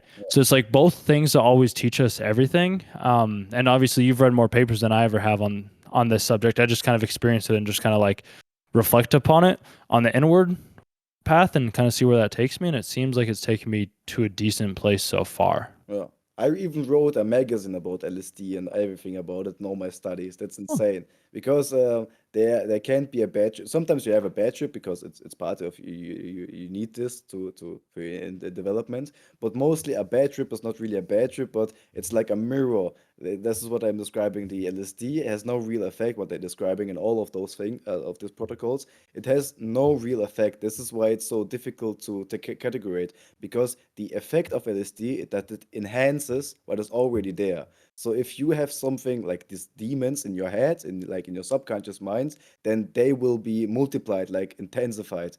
And these demons are nothing else but suppressed feelings that manifested through this like demon stuff. Like if someone sees fire or the devil, it's their projection, like if you have a bad dream, but it's nothing else than suppressed feelings expressing themselves through it, because now the subconscious mind is open and everything comes out of the subconscious mind. And if someone, for example, also dreams of devils, also goes to sleep, it's nothing else. Or if someone dreams of a murderer killing him, it's not really a murderer killing him, but it's the subconscious mind, it's the inner child that was suppressed all those years that now comes up through this picture of a murderer. But it's not really a murderer, but it's like the suppressed feeling that comes up. So it's always, if you take LSD, it shows you a mirror. And LSD is not for people who are not ready to look in the mirror, because most people have not the responsibility to look in the mirror because they don't want to take the responsibility. And once they look in the mirror, they don't like what they see, and then they will blame the mirror instead of the reflection. But it's a mirror. And this is why they blame the LSD and say, oh, this LSD, it gave me this trip. But it wasn't the LSD. The LSD was the mirror that showed you what is within you. And you reacted by it by blaming the mirror instead of the reflection. dude, that's actually I didn't. That's a really good way of putting it. That is a really really good way of putting it. Yeah, that's insane. Because yeah, Why they people, should do this with a therapist who guides you through it. Because here in Berlin, they are even guided therapies where you can do LSD, because LSD is here legal and you can just buy it in the store and you go to the therapy. and he's guiding you through it. So you close your eyes and he's asking what you see, and then you see these demons or stuff as goals, and then he's noting it to see, okay, what does it mean for your stuff? Like if you see your, I don't know, your father or something like that, and then he's making the associations. Okay, what comes from your subconscious mind? Huh. Yeah, that'd be if they did that in America, that would be a game changer. Yeah, but they, like I But said, in the no. 60s, they really burned it because back then, I also described it why it was illegal in the first place, and because they had this war with Russia and the people in Vietnam, and they couldn't lose Vietnam, and all the people started to take LSD and to ask questions like how we want to be as a society, and this was a really conservative society back then, and so they had the problem with Russia, with Vietnam, and with their own people who are now started to ask questions and to rebel and to ask what is right, and then they just started to suppress everything. So they just made everything illegal. This is also how they like in America there's a big pandemic with fentanyl and with crack and meth, and that's insane. But like I said, different reasons. But one of the reasons is because they had a so hard anti-drug policy back then. Yeah, which it's funny because like if I if they just made things legal over here, like they finally decriminalized mushrooms and like That's yeah, yeah. wow, I'll Psilocybin. just say mushrooms. Yeah, Thank you. yeah. They finally decriminalized them in Colorado, so like you can legally grow them now here without like being considered a criminal. And like if they just decriminalized them, then the studies and the help that they could do for people, it's I feel like it would change a lot of people's lives if they could truly be studied. And like the therapy out in Berlin, like being able to just sit down with a therapist, because a lot of people that I know that have done psychedelics and drugs, they always seem to go to concerts or parties or like do them at places where I'm like, I don't think you're using them in the ways that they were intended Yeah, that's to a be bad trip to go to used. a concert. Probably a bad trip because it's too much pleasure, not pleasure, too much sensory information or And sensory overload. Like too much sounds, too much noise, too many people, too many crowds. It's too loud. You get a lot of noise. You hear all the voices in your head. It's like Professor Xavier hearing all the voices simultaneously. This is how it feels like being in a crowd because you can literally hear all the voices around you, and this is you going nuts. But that's but the that's a good way of putting it. But the interesting thing about this, not to a new topic, is what has to change is not the decriminalization. Like I said, start a new topic, but it's Yeah, of course. the fundamental problem is the society consciousness. And I described it a couple days ago in one of my studies. If you go to the supermarket, in the supermarket you have different stuff like bread and protein stuff and ice cream. But if you go anywhere in every country, or in most countries in the West, here in Germany and London and Paris, and I think probably also in America, if you go to the cash where you can pay, there while waiting in line, there are all the candies, all the chips, and all the bad stuff. And if you're on the road, especially here, I don't know how it's there, but if you're on the road and you have like a mini market somewhere on the road, they only selling chips and snacks and coffees and every of these machines where you can buy with some coins. There's also every time cola, there's some candy, but never they have. We don't need the candy in these situations, but we need protein. So why then don't they have protein stuff? And now you could say, okay, the people who are in charge of the capitalism, it's their fault, but that's not true. It's not just part of the truth. Now we could say, okay, it's the government, it's their fault for allowing this, but it's also again not true. It's also part of the truth. Now you can say, okay, it's the consumer's fault because they want candy, but it's also just part of the truth. The real truth is that it's the underlying consciousness of the whole society consciousness, because in a society where people are enlightened, where people are conscious of how their brain works and how their body works, they would understand that they don't want like cheap calories, like cheap candy, because then you feel worse, like biologically you have less energy, but you want, in a situation where you're on the road, want protein, and protein is also extremely delicious with snacks bar. And in such a society, a big company wants to make money, but they don't want to make money by hurting people, but to give people something nice. So they don't want a cheap product who people eat. And I don't care about the consequences, but the company wants to make a great product that benefits the people, where people eat it and they get more healthy, they get stronger and fitter and more intelligent by eating this chocolate bars. We have a lot of protein and omega-3 and good fats. So it's every part. The consumer like it, the companies like it, and the government is supporting it. But the fundamental stuff is the consciousness of the society consciousness to change the thinking. Know what I mean? Yeah, no, And the same as with drugs. the thing. No, no, let me just form my thought here in a sec, because I know exactly what you're talking about. Yeah, it's the collective consciousness Yeah. is saying that the things that you should be eating is junk food. You should be eating the sweets. You should be eating all this these bad things that are for you. Because if you're eating the bad things, then I'll say it in I guess a nice-ish way. I don't know of a better way to say this, but it's almost like it's easier for you to be controlled, to be subjected by like their way of thinking instead of having your own way of thinking. Because it's like, if you aren't eating healthy, if you aren't having like high protein foods that are actually good for you, like chicken, beef, vegetables, like organically grown food, and you're just eating the junk food, the chips, the cookies, the ice cream, whatever it may be, which I've been guilty of that myself. It's harder to tap into that collective consciousness. It's harder to tap into the things that we see. And that's why, like, suppressing like sexual energies as well is another like big thing that I think a lot of people seem to struggle with, because it's so susceptible out in like the United States, probably maybe not so much overseas like in Germany where you're at.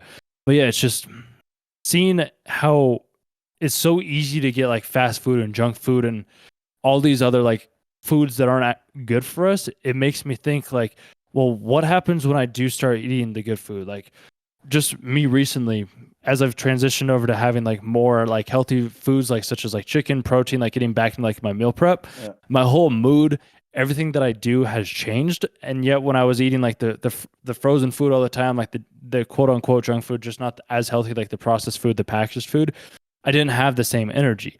And it was kind of like disconnecting me from the collective consciousness, where if I want to be back on the collective consciousness, I have to not stop at those gas stations, not stop at those said places, and just kind of let myself indulge, maybe not even indulge, let myself, and not even let, enjoy the foods that make my gut and myself feel good, such as the chicken, the ground beef, the tacos, and enjoy the food that is high in protein, because that's where I feel like a lot of life comes from, because it's almost transferring the life from like the chicken or the cow into myself, if that makes Yeah, that's sense. also what I describe in Hinduistic teachings if you eat meat. But I think also, before we go into this, if you tap from one collective consciousness, you tap into another collective consciousness of those people who are in this. Because if you go into the gym, if you become a gym person, you're a part of the society of this scene of the gym, you know. And if you're one of the persons who are eating healthy, not because like, okay, I'm eating healthy, but because you're conscious, you're understanding how your body works, how it's good for you, then you become one of the conscious person of the other, like on the other side, you could say, of this what I mean, of this new movement, of this new higher people who are more enlightened and have this. And the cool thing is that there's, if 10% have a certain amount of energy, the other 90% breaks down. I think it's called ripple effect or something like that. So it's like if 10,000 people think like this, the other 90,000, also the other 90% of people, they break into it. So if like 10,000 people, also 10% of the human, if 10% of the whole planetary Earth would think like that, what you just described, then like everyone else will fall into that. So I think it's like, I wouldn't say convert people, but it's more helping people, what we described, helping them to find it within themselves, to become conscious of what you eat, that people realize I don't want to eat this, I don't want that, and I want instead rather this, and then to change from themselves and not force into them.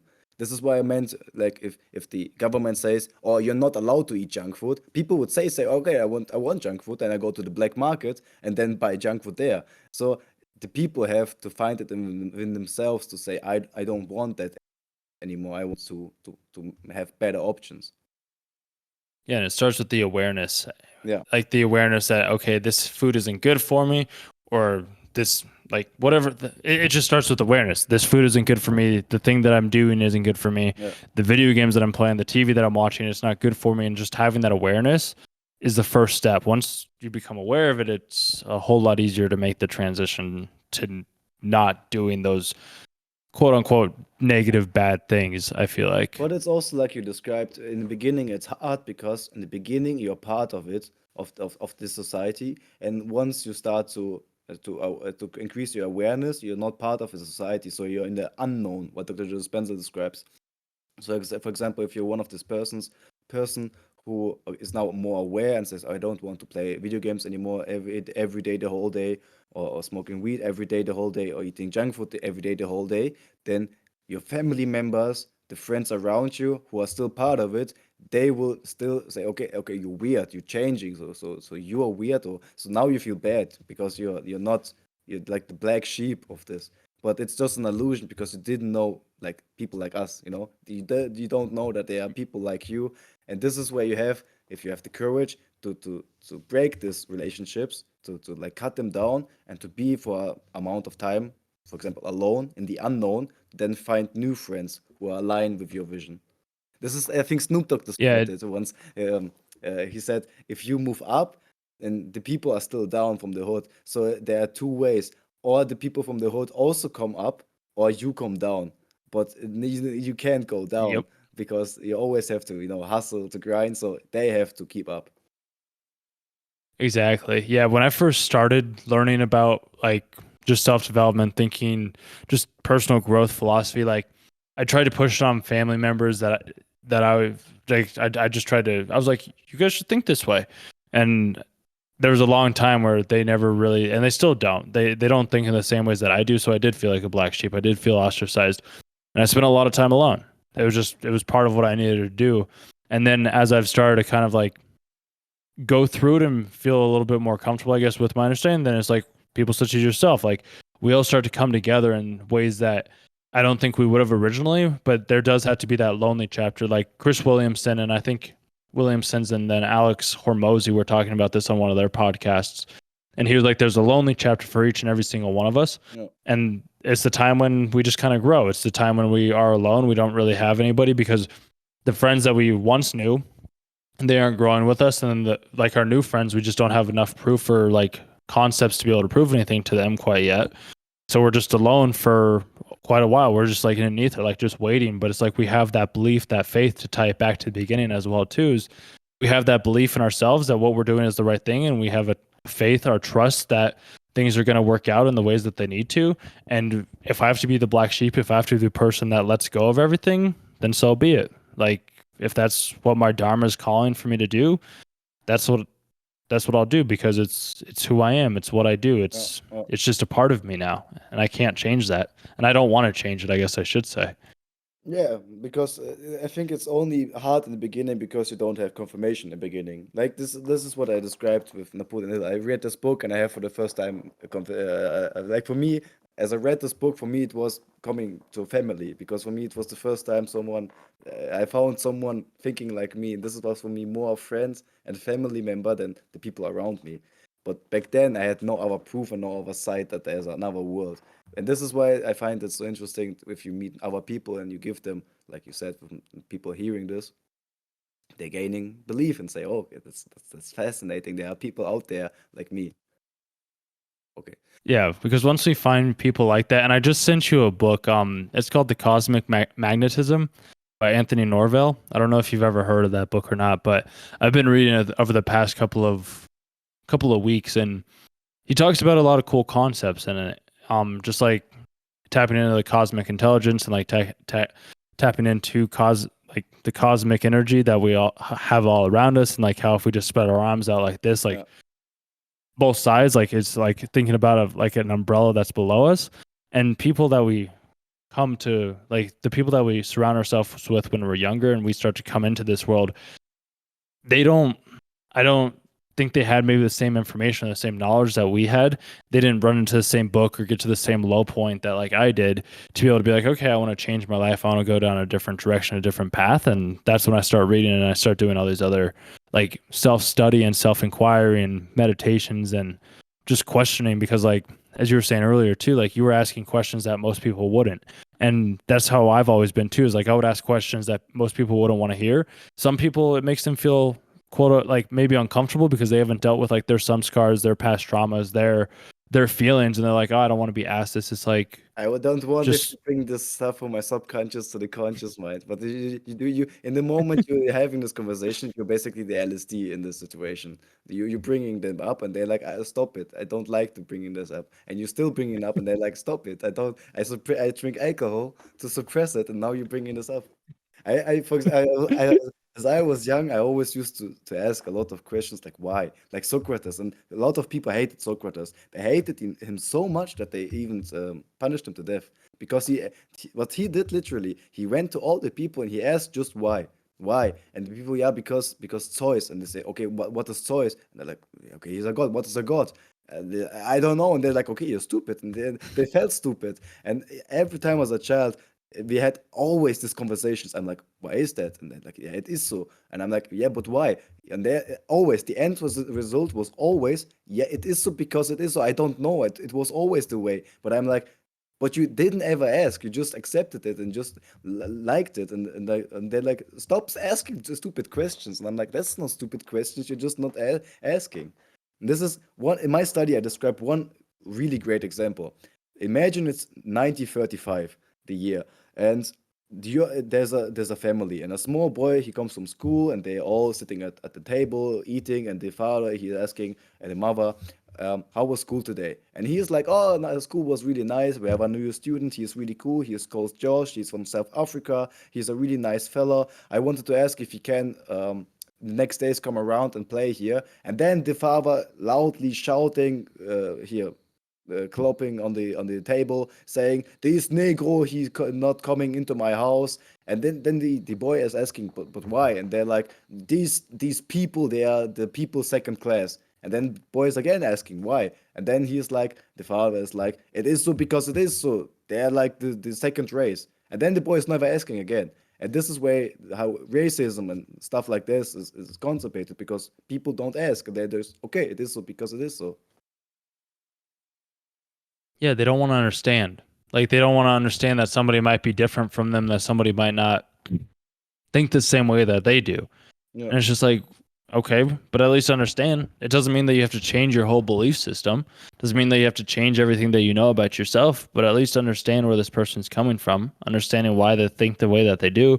And then I do genuinely believe that that would remove all racism if people were just like, oh yeah, no, okay, I understand.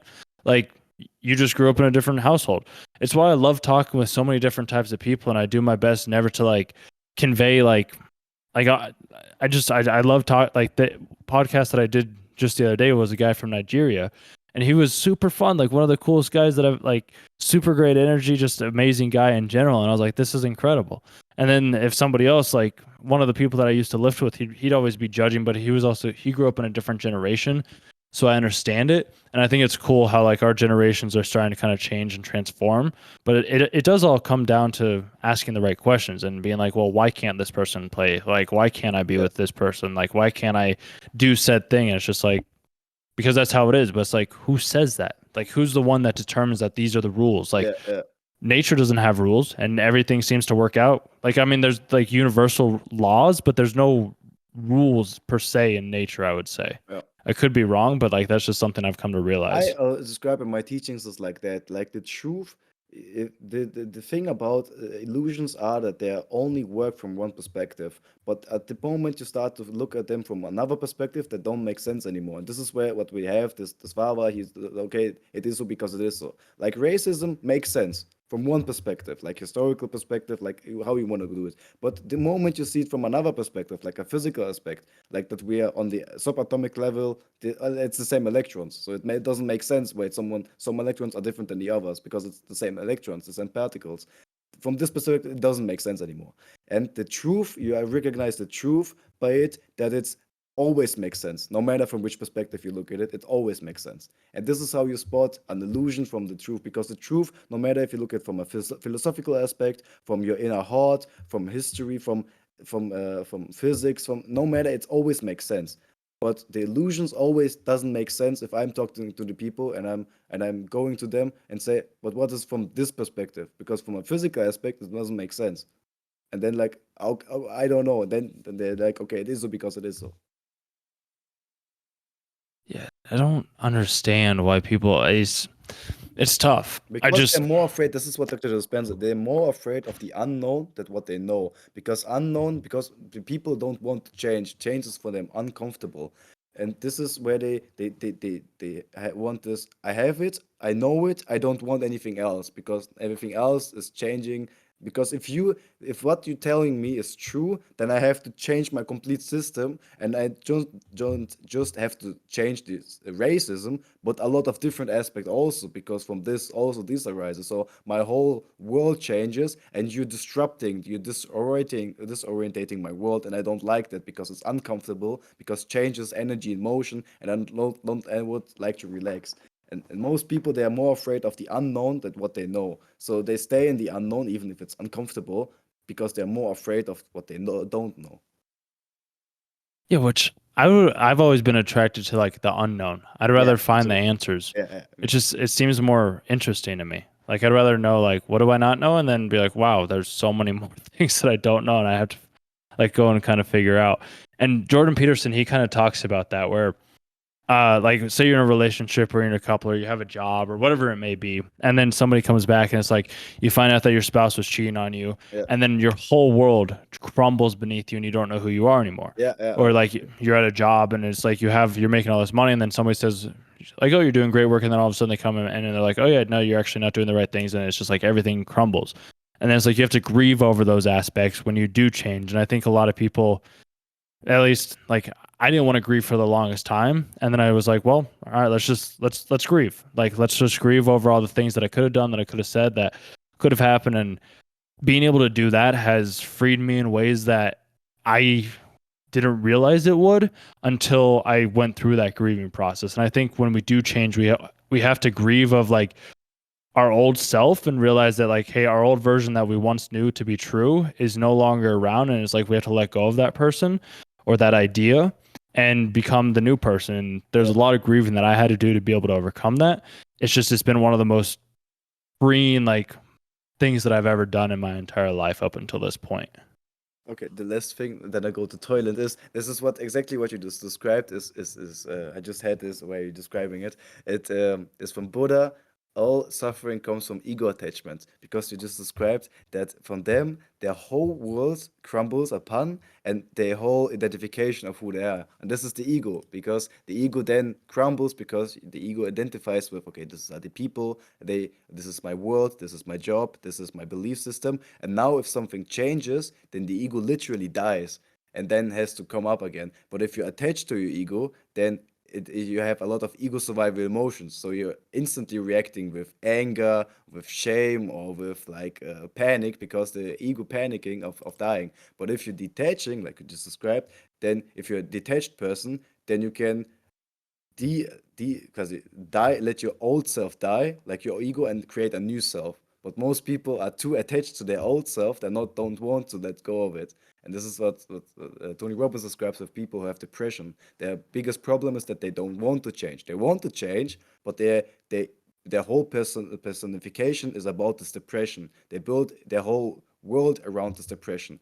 And now healing this depression would literally mean to die and to be someone new, a new person. And this is where the ego survival emotions come in, because the ego tries to stay and to survive. That's why it's called ego survival emotion. But now I have to go to the toilet. I pissed myself. Hey, if you want to call it here, Simon, we can call it here, unless you want to go to the toilet real quick. It's up to you, man. I just need like 2 minutes. Yeah, of You course. can I'm check. gonna go take my contacts out as well too. So You can check I'll be back in also. 2 minutes as Yeah, well. you can check also the recording if the sound and stuff, everything is the right. Okay, like just right now. Yeah. So as soon as I end it, Discord, Craig will send us both like a message, and then we can download it from there. So I have a feeling that everything is working perfectly. Okay, 2 minutes. Perfect.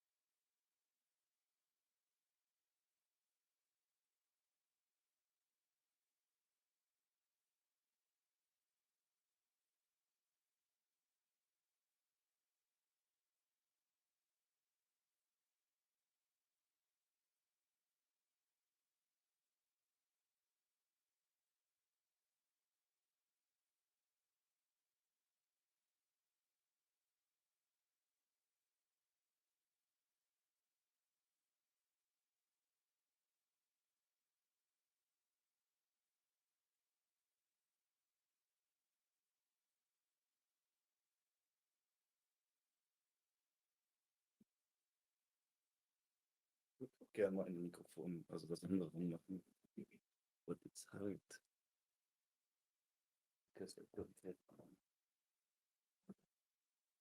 Oh. Theoretically, I could even make the camera on, but I then need new batteries for my because the external microphone is then connected to the camera, but the external microphone has batteries and they held for like 20 minutes and then they would be dead. That's why next time I can Yeah, next time you'll have batteries or something. yeah, then I can have also the camera on. Or I get a second cable. I just need to look for a second cable because I'm sure I have somewhere one, and then I can plug in separately. One time the camera and one time the microphone. Oh my god. But yeah, that's what I mean with natural conversation. So you're just talking and then things arise from themselves. So that's the easy stuff.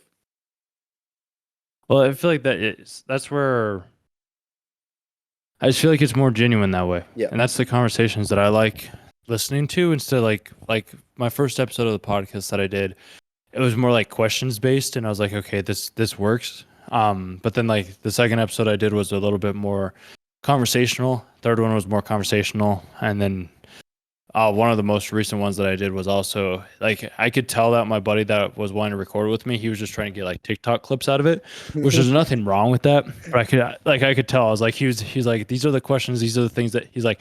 I could tell he prepped. He's like, I need to say these things because I need this to be a TikTok clip. And I'm like, Yeah. okay, like that works. It's just it doesn't seem as genuine when you have those things prepared. So I tried to get him off topic a couple of times, which I did sometimes, and he was like, "Oh yeah, no, okay." And we got a little bit more in depth when we went that route. Yeah. But yeah, it's just the genuine conversations I feel like work a lot better. And my plan is eventually to have an editor to where he can edit down like these clips and create them into shorts. Yeah. Because right now the podcast is something that I'm not doing. I'm just doing the long form and then posting it and letting it go from there, type of thing. That's for me it's a mix of both things because what I do a lot is that throughout the day when I travel from one place to another, I have often conversation with myself in my head where I already have this conversation that we have right now, where I explaining this situation multiple times. Like I have this example like from the study with the LSD of the father of racism, and I literally explaining to myself like as an interviewer 10 times, 20 times, 50 times. And so the next time if I'm talking to someone, I can bring up this example, but not like word for word, but because I have practiced it so much to tell this story, I can tell it with better words and better expression. Like people visualizing a lot of stars, they visualize standing in front of the mirror and they visualize the interviewer already asking them the questions and they describing how they get successful, how they got successful, what made them, and this is this way they practice rhetoric and acting, but also this way they practice visualization and being in this moment. And this is what I did since I was a child all the time, just visualizing, being in an interview, having these conversations, and practicing in the head.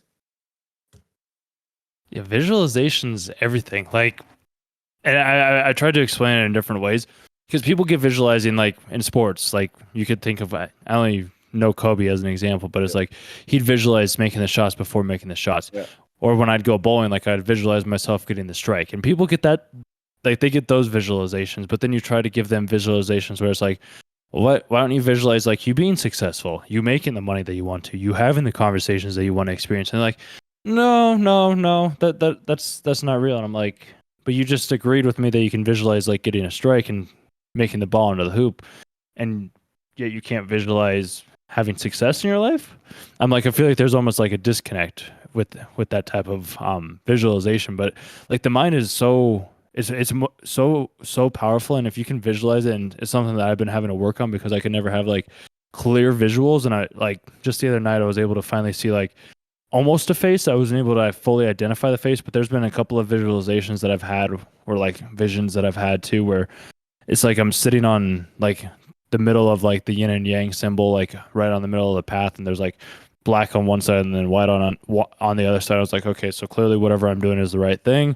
Like seeing those types of visualizations or having like conversations like this, like visualizing past conversations that I had and then making them better so that then the next time when I have a similar conversation, I'm better prepared. I don't make the same mistakes that I once did, is another way that I've been able to do that. And that's where like NLP has come in. We're like doing the whole neuro linguistic programming, and having that understand has it's helped me in a lot more ways than I ever could have imagined as well too. It's like reflecting on past conversations and making them the way that I want them to make it. I feel like it's better, especially when like the only thoughts, like the only two things that we really have is perceptions and thoughts. So like might as well make the thoughts the way that I want them to, so that then the next time a similar situation arises, I get to think the way that I want to think.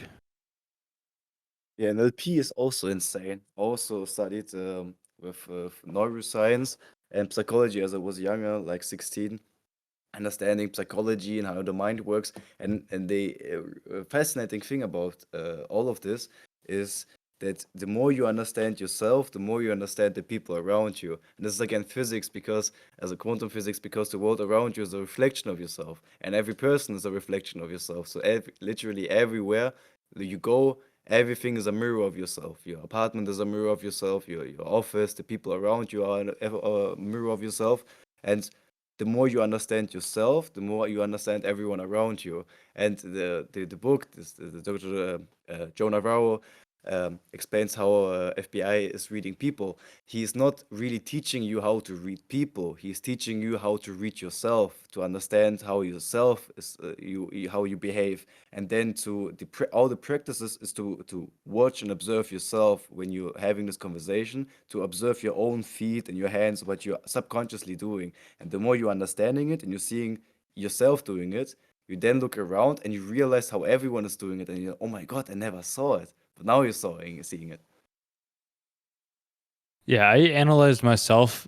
Like when I first started making videos, like I'd watch through the video like a fine combed, like fine combed.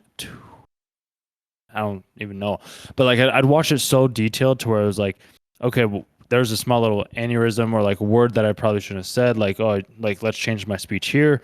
Okay, I was walking strange this way, or I looked a little bit odd. Like what am I doing with my eyes? Where are my eyes looking? And obviously they're different for every person, because like sometimes they mean one thing, but then another times they mean another thing. So like being able to read body language, I think is just, it's a stepping stone to help you understand like yourself and then other people better, because like some people will just naturally cross their arms. Like I've never really been that type of person, but this is where people feel the most comfortable. I do So this it's a lot. like that's just their like you have to know the baseline first. Once you know Yeah. their baseline, then you can start to kind of like make value judgments, or you can read the body language a lot better once you understand the baseline. Yeah, first is only observation without judgment, just observing. This is how all my studies work. I have this what I call the Journal of Saint Simon, what I do for several years, where I do LSD and then walk around and just observe the world and all the ideas that I had from all the religious scriptures, from quantum physics. Before I read them, I described them in my journals, and then I read books to see if I'm right. And I'm doing all of this the same way Newton did it and the same Tesla did it. They just went out in the world and just observed the world. I don't know if they took LSD and went out into the woods and observed the world, but I think some of them, like Da Vinci, took also stuff like that, like morphium. But they all observed the world, and did this since I was 16 or something like that, maybe even younger, that I just observed and looked around, and I'm okay, okay, and not judging, just observing, okay, interesting, interesting. And the more you're observing, the more it makes sense from itself, and it logically arises from itself. Yeah, observation is I'd say the first step, because like I sat out in nature a lot, and even when I was a kid, I could always observe like what my dad did, what my mom was doing. As I feel like every kid does that, and then as I started getting into work, like I started to observe what other people are doing in the workplace, like the people that I didn't want to be like, and then the people that I did want to be like I'd start to adapt the qualities that say the successful people in that role were doing. So I'd start to be like, okay, so this person's working hard, so I'll start to work hard because that's what got them to be able to be at the place that they wanted to be. And then I see these other people where it's like they're in their 60s or 70s, they have 2 3 kids, and they're working at like a pizza shop. And I'm like, I understand that you may have had rough situations. I was just like, that's a place that I never want to be. So I had to kind of like observe other people that I didn't want to be like, and then observe the people that I did. And then I've always just like to duplicate the people that I do like, I do enjoy to be like, and then I take on the qualities or like the aspects that I think have made them successful or made them just be overall good people, and absorb those things into myself. And then I just start to adapt them Uh, to my own personality, which helps me grow in ways that has helped me a lot in my life, I would say. the same principle did Napoleon Hill when he studied all the successful people to find out if there's a common thread. Is there something that all these people have in common? If you study like 500 people and who had all success, not just in one area, but in all areas of their life, what is the thing that they have all in common? And the more movies I watch, the more series I watch, you see it everywhere. Once you understand it, you see it everywhere.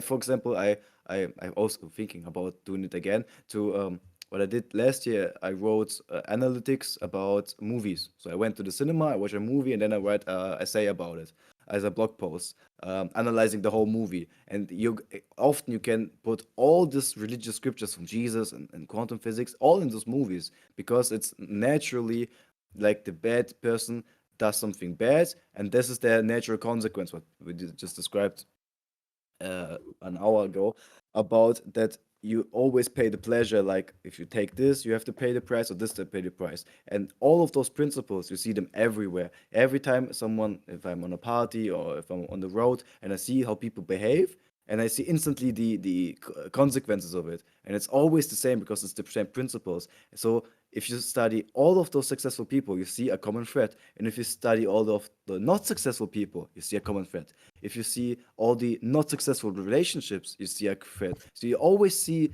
certain principles, like you said, universal laws, that if you do this, you receive this. If you do this, you receive this. And it's like, okay, interesting. There's it's observation. This is like, okay, okay, it's every time. Yeah, there's always a universal thread, and like everything leaves clues. So it's just a matter of finding those clues and the things that they have done.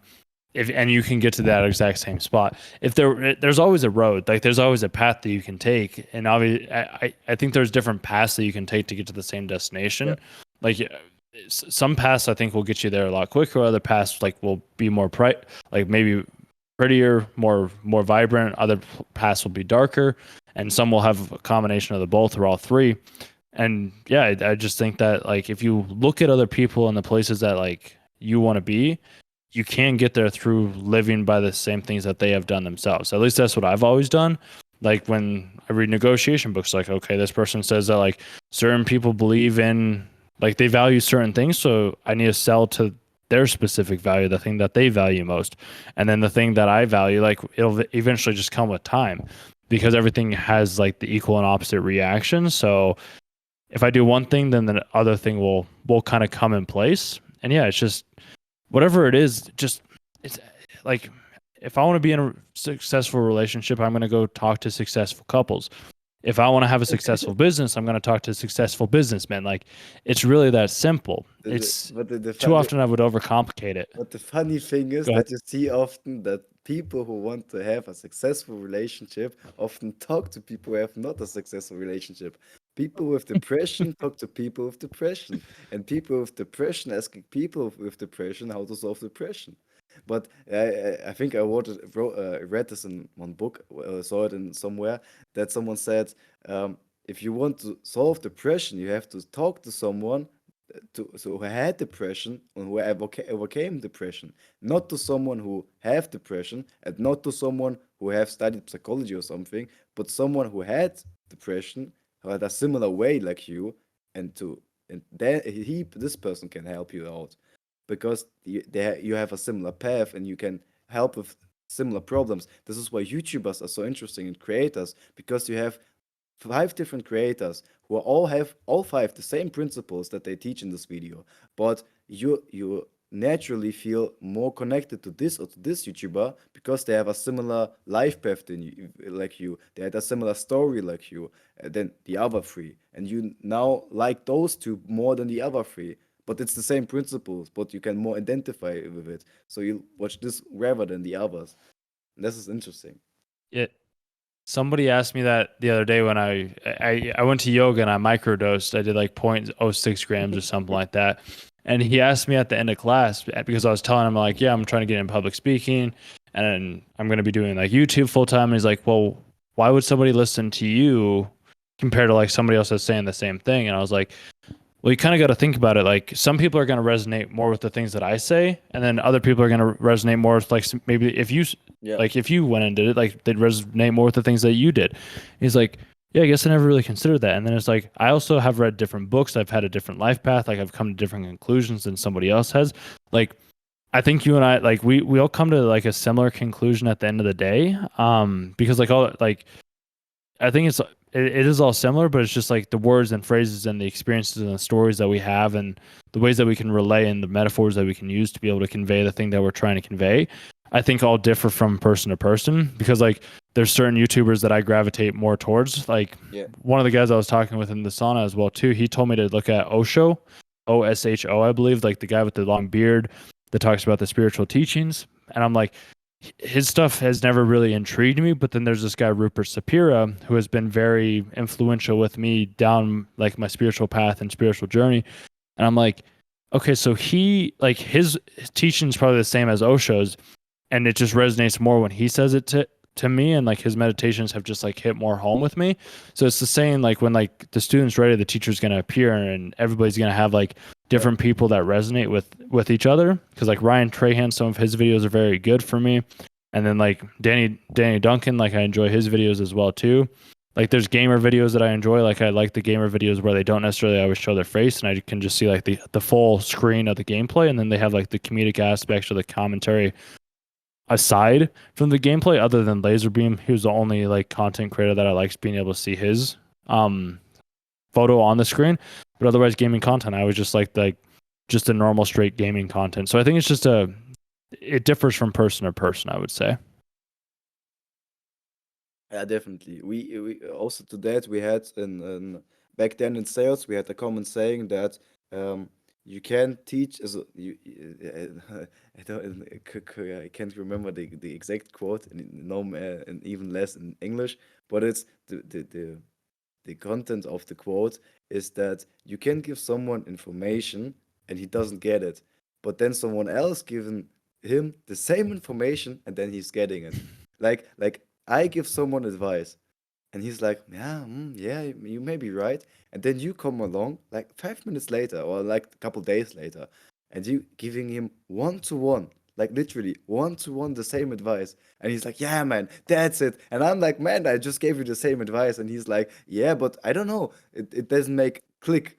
And this is what we described. Like, not every person is from the same person conceivable. Not everyone can conceive this. And someone, you give someone advice, but he has to hear this from someone else. Like if your mother gives you advice, or your father, but you didn't, okay, nah. But then your friend gives you the same advice, and you're like, yeah, man, that's it. You're right. Yeah, I've never understood how that works. Maybe it's just the energy or the vibration, or maybe it's just the person who it's coming from. But yeah, like Yeah, I it's was just at this event. It was oh, a like 10x stage events by Grant Cardone. Well, like a subsidiary of Grant Cardone's company, and he was talking about how it's like you have your stage and then you have other people's stages. And I was like, I never really considered it. Where like before it was like you have like it's the same thing as saying like you have your content and then you have other people's content. Like and you can use both of them. But he was like talking about stages, and I was like, that was the thing that finally clicked in my head. Whereas like right now, like this is a stage that like the podcast is like my stage, and then you can use this on your stage as well. And then like we're both combining our stages together to create like to bounce off of each other's audiences to be able to help each other grow. So it's a different concept, but that was like the final like, okay, this makes sense. And yeah, I've just always been curious as to why some people will listen to it and be like, oh yeah, act upon it, and then other people are like, dude, I have no idea what you're talking about right now. And then like you could come in and be like, oh yeah, this is exactly what I was just saying, and they get it. It's really quite funny to see how that works. it is with the different stages is perfectly described what we also described in the beginning, that some people watch shorts and some people watch Twitch streams. And the people who watch Twitch streams often don't watch shorts, and other the same thing around. And the same with podcasts. And some people write they don't watch anything. They read blog posts. I don't read blog posts. It's way too long for me, and I'm every day way too much on the laptop from the because of the work. So I always enjoy more to listening to audiobooks than to read them, because my eyes needs some rest. So I like to close my eyes and to just hear stuff audibly. So this is again different stages, and you how you consume stuff from different angles. And this is why you also described, that is also interesting. He said stages, and that's where what made click. This is again the art of communication, of wording, of sometimes someone gives you the same advice, but in with other examples, with in another metaphor, with other words, and then it makes click, because now you get it. But it's the same principle, but in a different way that you could now conceive it. Yeah, and like since you did sales as well, like, and I did sales before this as well too. Like words, if you know the right words to use, you can sell anything. Like if you use the words that the audience knows, if you use the words that the person knows, you can sell anything. And words are so powerful Yeah. because like I went on a camping trip with a friend of mine, and she was telling me how she was going like skinny dipping in like one of the lakes near her college, and I was like, oh hey, that's awesome. And then we got into deeper conversations, and she was telling me about how she's more pure of such, and I was like, so wait, so you won't do this and yet you're skinny dipping. And she's like, well, no, I'm not actually skinny. Like I have my sports bra on and like I have shorts on. I'm like, so you're not skinny dipping. Like I'm like the words they didn't match. And it was the same thing with like I was on this hike with this other girl, and she was talking. She's like, oh yeah, like I was hooking up with this like with 3 guys or whatever it was. I was like, oh hey, that's awesome. And she's like, yeah, but I've only ever had sex once. And I was like, okay. And that's just because those are my notions of what those words are to me. Like when I hear hook up, I think other things, and then when I hear skinny dip, I think like you're completely like in the new type of thing, as I feel like most people would. So like understand the words and the words that you use. Yeah. It's easier to persuade, sell, convince, like just give somebody else like a different perspective, and having those different words can make the one thing like click in their mind, which is why like I was talking with this other girl too, and I was telling her about how I was doing what she was doing, and she's like, oh, I'm too late to start. And I was like, well, just think about like it's one stroke at a time, because she does like those rowboats types of things. So like just giving her the right information, or the right metaphor is the thing that'll help her and anybody, I feel like, move forward in like on their path forward, essentially. Yeah, it's also the words that they're using. That's fascinating because I studied a lot of communication like I said, neuroscience and psychology. I understand there's a phrase that I always use. It's called reading behind the lines. So someone says Hmm. something, and what is this telling about you? For example, you can you can look at someone's how they dress, how their hair is made, everything, and you can already tell a lot of this person without even them saying something. And then they start to tell your story or to start to communicate, and you can hear in their words their belief systems. Like a lot of people, they say things like, "Yeah, but the problem is point point point." And you give, "Okay, but the solution," and then instantly, without even thinking, they're giving you, "Yeah, but the problem is point point point," and you give, "Okay, again a solution," and you can again without thinking instantly, "Yeah, but the problem point point point." So their problem is not that you hear their mindset and the way how they perceive the world. A lot of people, how which words they use make a lot of their emotions, because they are the expression of the thoughts they have. And Tony Robbins describes that to calm down, you should use other words, and that's the power of wording. You could say, for example, "I hate you," or you could say, "I don't love you." But it's basically the same, but it's "I don't love you," because the mind can differ between don't and not don't. This is the same if you say, "I don't want this," or "I want this." And a lot of people say, "I don't want to be late. I don't want to be this. I don't want," but the mind doesn't hear that. And this is maybe a different topic, but what I also described in my study is that a lot of people, what I don't like often of people who are go demonstrating, is that they're often against something. We are against racism. We are against sexism. We are against drugs. But what is it that people think of when they hear this? Racism, sexism, drugs. But what are the what they want? And they want tolerance. They want universal consciousness. They want working together. Why you don't think of it? Because you use the wrong words. Instead of saying, "Oh, we are against this," we should say, "We are for this." So instead, "I don't want chocolate," you're thinking of chocolate. You should say, "I want an ananas," or "I want an apple." So you're thinking of apples. And this is the power of wording, which words you use. Like I said, you could say, "I hate you," or "I hate this situation," or you can say, "I don't love the situation." And this is how you relax yourself in a lot of situations where you panic or where you are really angry and say, "Oh, this work sucks." You can say, "This is I don't love this," and then you automatically start to smile because it's so ridiculous. This is how you relax by It's doing it. it's yeah, it's true. Aubrey Marcus talked about that, a similar concept where it's like, instead of saying I have to do this, it's like I get to do this. It's my choice. Like I don't have to do this work. And then it's also the same thing. Like if you think you can, like you can. If you don't think you can, then you can't. I think Casey Neistat made a YouTube video as well a while ago when he partnered up with Nike, where it was like you can, and he was going around the whole concept of like you can do this if you truly believe you can. And too often, like that was the part where I started to step away from my sales job, was because like I just can't do this anymore. Like I just didn't believe in the company. And once that belief system's broken, it's like it's not very easy to get it back.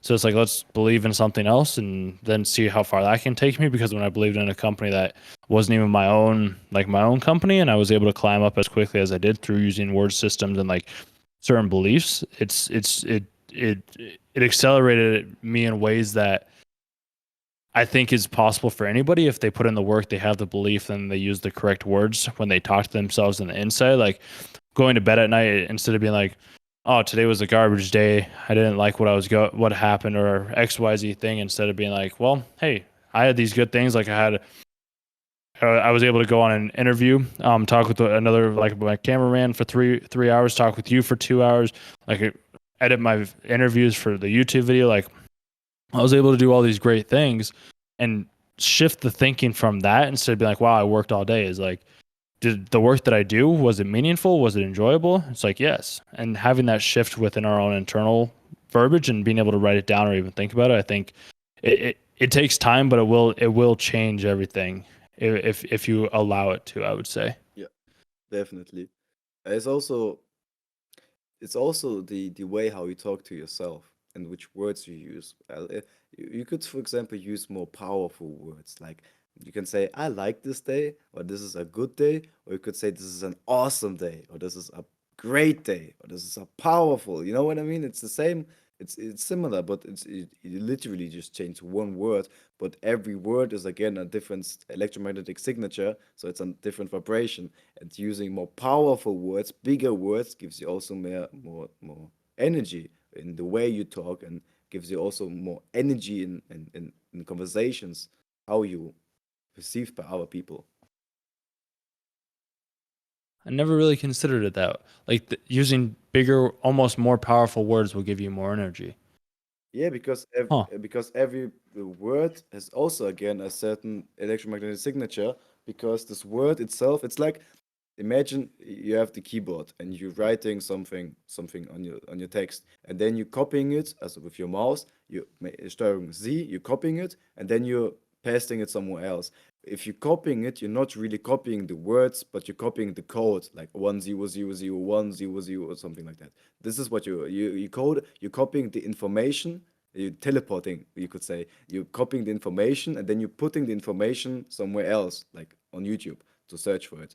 And the same is on quantum physics. It's just the on the quantum plane, on the subatomic plane. It's just a wave of information. So the word we use, for example, in the English language, the word, like this four character word, this is it is a wave of information, like 0010111. So, but then you have another word like big.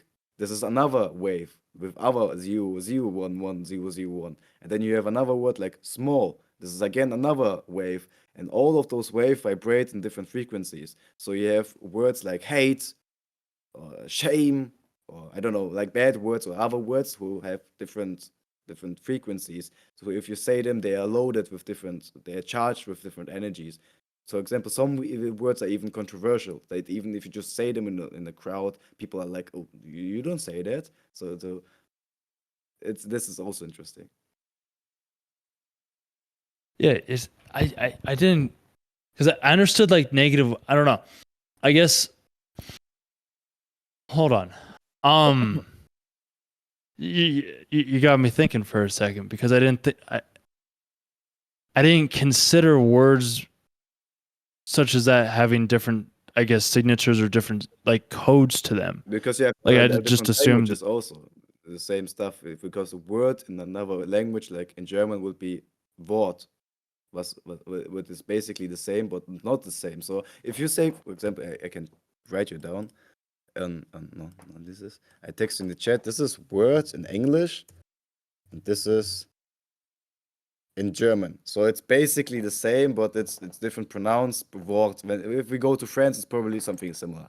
So um, both the signature, like if I would now copy this with my mouse, it would be this one would be word 001001, and the other would be 100100. So basically the same, as similar, but not the same. You know what I mean? So they're Yeah, frequencies, they're both frequencies and are similar, they're similar to each other. But then you have another word like general. This is a word because of the G and the L. It's completely different. If you would paint this, it would be as frequency as a wave in a completely wider expanded than the other words, the frequencies in a different direction, like higher or so lower. the big Like for example, word yeah. would be the frequency 556, word would be 555, and general would be 757. So in a different atmosphere, like 75. And then you have our word like General Motors, then it would be 775. So they're all in this frequency of 77, for example. Huh. So that's why the words that you speak to yourself have almost a different impact. So if you're speaking more positive words, you're bringing in different code within your mind to be able to. They're more elevated emotion, they're more elevated energy, because the energy, it's like radio waves. It's elevated, like they're higher altitudes, like higher waves, and then there's lower energy, they have lower waves. And positive words like love, smile, happiness, family, these words have already higher magnitude, altitude, and more also higher frequencies, higher elevated emotions with it. And this emotion is also again a frequency. So it comes a lot of different things, but they're charged with a different in a higher state than other words will have a more lower state. But these are just words. If you use them like in context, because you often use words like family and love and sharing in positive atmospheres, like in positive with the visualization also. If it's a family and love and sharing, you always have the picture already, and you have often a nice sentence with it or a nice affirmation with it, and the same other word around. So if we would take metaphorically speaking, positive attitudes would be like 887, 886, 885, and negative would be somewhere down 221, 222, 223 in this area. Not that 2 2 is bad or 8 8 is good, but it would be just the one is higher of elevate the waves are just bigger. They are like in Dr. Joe Dispenza in Supernatural, they are painting as not paintings like diagrams where he's showing that the altitude is higher. The waves are just higher, like bigger waves than the other, they're just smaller waves. This is why they also say And you one positive thought is as equally charged as 10 negative thoughts. So 10 negative, one positive thinking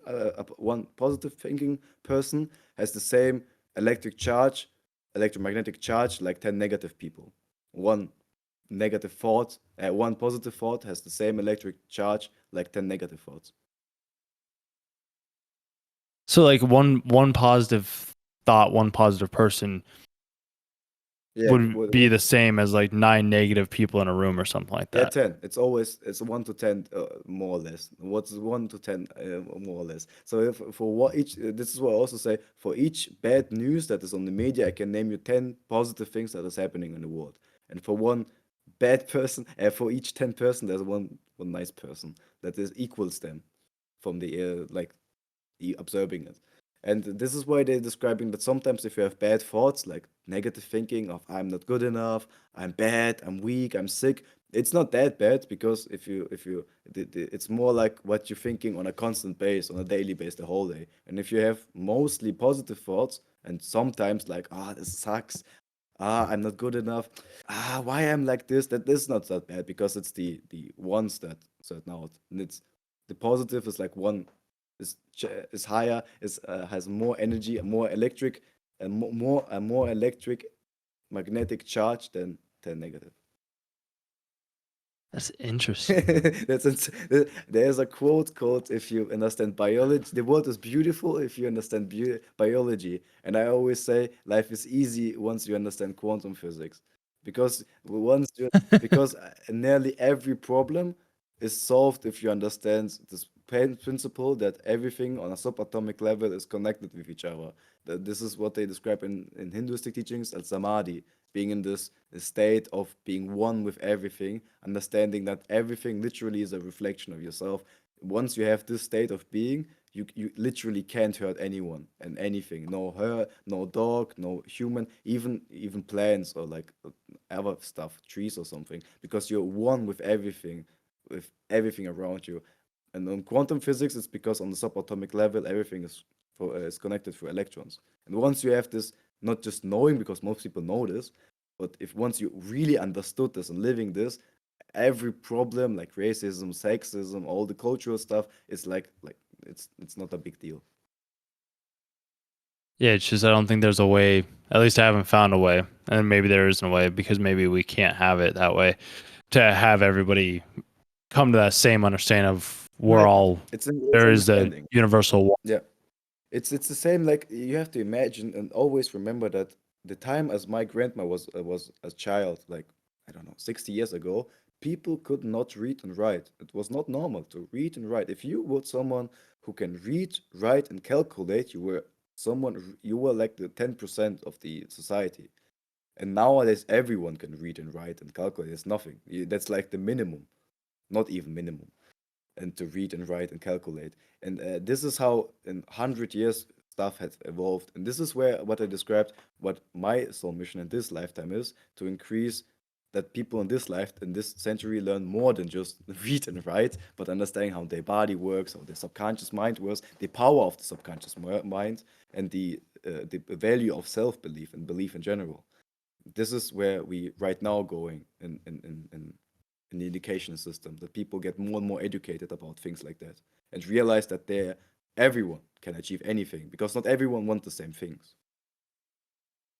No, but what they can do is they can achieve the things that they want to achieve, You know, even if they think it's impossible. then They can achieve that. then Piema once said, "Not you can't. Your parents said you can become anyone, or you can do anything, but that's not true. You can do anything what you have a passion for." And he described it with being an astronaut, and he couldn't be an astronaut, and I could also not be an astronaut. Not because I'm not physically not good be an astronaut, but I'm not passionate about. Like you said, in the boot camp, in astronauts they have also a boot camp that is really really intense. It's one of the most hardest trainings because of the sickness. And I think in the first week I would quit. Not because I'm a quitter and I'm a failure, but because I not have the passion to be an astronaut. I would be maybe nice, but I'm not dreaming about being an astronaut. I'm not seeing myself there. So if challenges would arise, I would quit. But becoming one of the greatest filmmakers of our generation, like Tarantino and Scorsese, this is what I can imagine. And when their problems arise, then I go through this, because this is what I am passionate about. And this is what he described. You can't be anyone, or you can't achieve anything, but you can achieve everything that you have a passion for. It's true. Yeah, if you can imagine it, then you can make it a reality. Yeah, because If you don't see yourself being in space, then you're not going to want to go through the trials and tribulations that are required to become an astronaut. yeah, Whereas, like, if I yeah, want to be super in shape, then I'll go through the trials and tribulations to get super in shape, or to make the money, or to have the freedom to have the conversations. Like that, I'll go through those because I see that bigger picture. But like, if I don't see the bigger picture of going into space, then like, why would I put myself in that situation to begin with? the same is with money and all the other stuff that some people argue that there's not enough for everyone, but there is enough for everyone, because not everyone wants the same things. Like, not everyone wants to have a Rolex. Like, let's say everyone wants like, metaphorically speaking, everyone wants a watch. Not everyone wants the same watch. There are like hundreds different of Rolex clocks, but there are also different other companies who make watches. And a lot of people would prefer, like, there are I think they're called Breitling. These are clocks for aviators, people who are into flying. They're built for pilots. They're specialized for people who are into aviation. So those people who are into aviation, into piloting and flying planes, they're like more those watches, Breitling, than a Rolex. So they would choose rather a Breitling than a Rolex. So this is what he described, that not everyone wants the same things. Not everyone wants to drive the same cars, and not everyone wants to be a millionaire. Some people are enough with like 2,000 or 5,000 because they want different stuff that I don't. Not. Yeah, they want. Yeah, no, I'm right there with you. I don't want the. I'd rather have. I'd rather live the abundant life. Like, I feel like if it's out there, might as well. Yeah. Like, there's more than enough to give. And I was talking with this dude on the incline. It's a hike out in Colorado where it's just like a straight vertical up the mountain, 0.8 miles or something like that, 2,700 plus steps. And I was talking with him, and he was telling me about his restaurant business and how he's like doing incredibly well after going to a Russell Brunson event and like having funnels, and he's like making more than he ever had beforehand. Like, he's retired. I think he was pretty close to being retired. He at least had the money to retire, so he didn't have to work anymore. And he's like, yeah, I just like the gift, and this is what I was given. So I was like, oh, that's awesome. And I think too often, like, we surround ourselves, or I would surround myself, like, with people in this specific area, this niche, and I just assume like this is just how everybody is. And after doing sales for 2 years, I was like, okay, not everybody thinks the same way that I think, or the same way that you think. And that's kind of been like the shift that I needed to be able to be like, oh, well, okay.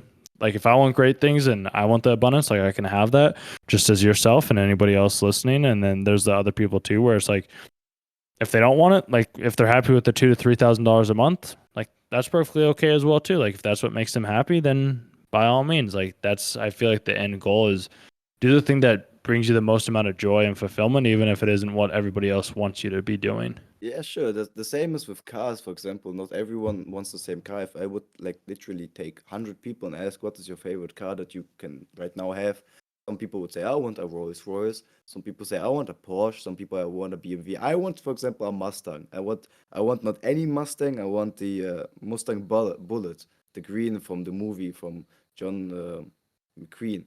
And I want it in a certain way with cooler rims for myself. And so this is something custom made that someone else wouldn't enjoy because they like more precise cars like BMW or Porsche. And this is where the interests go away. And some people they are happy with having 2 or 3 thousand a month because they're not interested in this whole how to say it, entrepreneur stuff, but they're like family people. They're like being a teacher. I like being a teacher.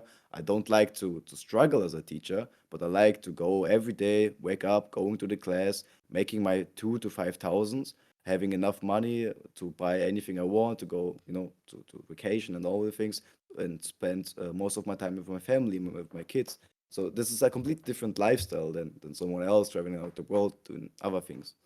So this is what they describe, that there's enough for everyone in this world, but it's the people themselves who create lack and limitation. Yep. And once you remove that lack of limitation, I think is when things start to change, because like it has to start within, because otherwise then there might be an imposter syndrome that starts to arise where it's like, well, I have hundreds of thousands of dollars in my bank account, but then the internal self is like, Yeah, yeah, I'm not exactly. worthy of this, and then it's like you start to have that imposter. But then if the inner man, the internal self is like, yeah, no, this feels right, and then when they obtain it, it's like, oh yeah, no, this is just how it is, and you don't feel like an imposter at that point in time. Yeah. There was, for example, a girl. She asked me. I explained to her the concept that Jesus said, the world was made equally and abundantly for everyone. All evil there is, man creates for himself. And I explained that from a physics aspect, life is always fair. Like every time people argue that life isn't fair and this is not fair, everything is fair. And she asked, if this is true and life is truly fair, how can it be that there are people who scam other people and they are rich, have a lot of money, but that they don't get sued or go to jail? So there are no consequences for them. That's not fair.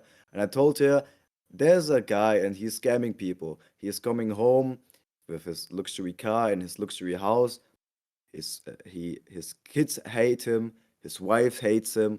The car and the house lose its value after 2 months because we as humans, this is our greatest strength and our greatest weakness. We adapt very fast, so we get used to things. So the car is only a car, and the house is only a house. And this guy feels extremely empty within. He's not happy, and this is more a prison. From the outside, it's beautiful, but it's still a prison. It's just a golden prison. And this is not abundance. He has money, but he's not abundant. Abundance is in every form, in family, in friends, in happiness, in health. And a lot of people, like in Russia and all these oligarchs, they're not having a happy life. Like their children are fucked up. Their wives hates them and cheat on them. They for themselves unhappy and suppress all those guilt and feelings with drugs and alcohol, and then they're lying in bed, dying with the last breaths, and reflecting their life and thinking, I'm such a bad person. I'm ready for hell. This is not the abundant thinking. This is not the abundant lifestyle. You have maybe yards and money, but this is a prison. I wouldn't. No one wants this. No, and that's for. I just kind of want to say, like you were saying that they were dying, and then I heard an ambulance in the background. I thought that was kind of neat. But I was like, hey, I just kind of wanted to touch on that. But yeah, like the whole social media, like you don't know, like you can see all these people online that have like massive amounts of money or big followings, or like they seem happy, but it's like you don't know what's happening with them behind closed doors. Like, yeah, they could be scamming people out of money, and I think everything we've ever been told could also be considered a scam in it. Like if you think about it that way, Yeah. like so it's just a matter of being like choosing what you want to believe in. And I just watched this movie a couple weeks ago. I enjoy watching movies, and it was called Anatomy or Anatomy of a Fall, I believe, and it was like a French movie. It was actually quite interesting, and it was a concept where like the kid he had to make a decision of what he wanted to do, and the person that was helping him, like he he kind of laid out the situation, and without spoiling the movie or anything like that, it was just like she was like, yeah, and you're the one that gets to decide what you believe happened. And I'm like, it's true. Like we are the ones that get to decide and believe what happened after it's like an event, a breakup, a conversation, a job, anything. We're the ones that get to decide what happened, and we get to decide what we believe. And that decision is, I think, the part that holds a lot of people back. I know it held me back for a long time, where it was like I had to finally decide that I'm like, okay, I'm going and making content, I'm going and doing YouTube, I'm gonna make this happen, or like I'll die trying. And Yeah. making that decision, I think, is the first step in realizing that the people that we see online, they aren't. It's only a small snippet of who and what they actually are, because we might only see them for 4 minutes. Like, what are they doing for the other 23 hours and 56 minutes of the day, type of thing? Yeah. So it's like we have a conversation for 3 hours. What's happening for the other 21 hours? Like, we don't see those things. We only see the things that we post online. And that's where I used to judge people of like, well, they seem so happy. They seem like they're doing great. And it's like, well, I don't know what's happening with them behind closed doors. I don't know how their wife is or what their kids are, if they're actually having an abundant life in all aspects, or if they're just abundant in one. And I'd rather be abundant in everything, because clearly it's possible. Because other people have done it, so why can't I? But the other is just an illusion. Because, like I said, if you have money, you're not abundant. Because you then like money, like the health and the happiness, or wife. The same is also different from the other perspective. I also always tell people why I don't like spiritual people. But this someone could argue, someone could think that I love spiritual people and I love philosophical people. But actually, 90% of people who are into spirituality and philosophy are like idiots, because they're like fake spiritual and fake philosophical. They're pseudo philosophical and fake spiritual, because if you're truly spiritual from the inside, you're abundant in every field. So you can't be spiritual and broke at the same time. Because if you're abundant from the inside, you would see also it's in every field, also in money. So people who always struggle with money, they have bad self belief about money, or belief in general about money.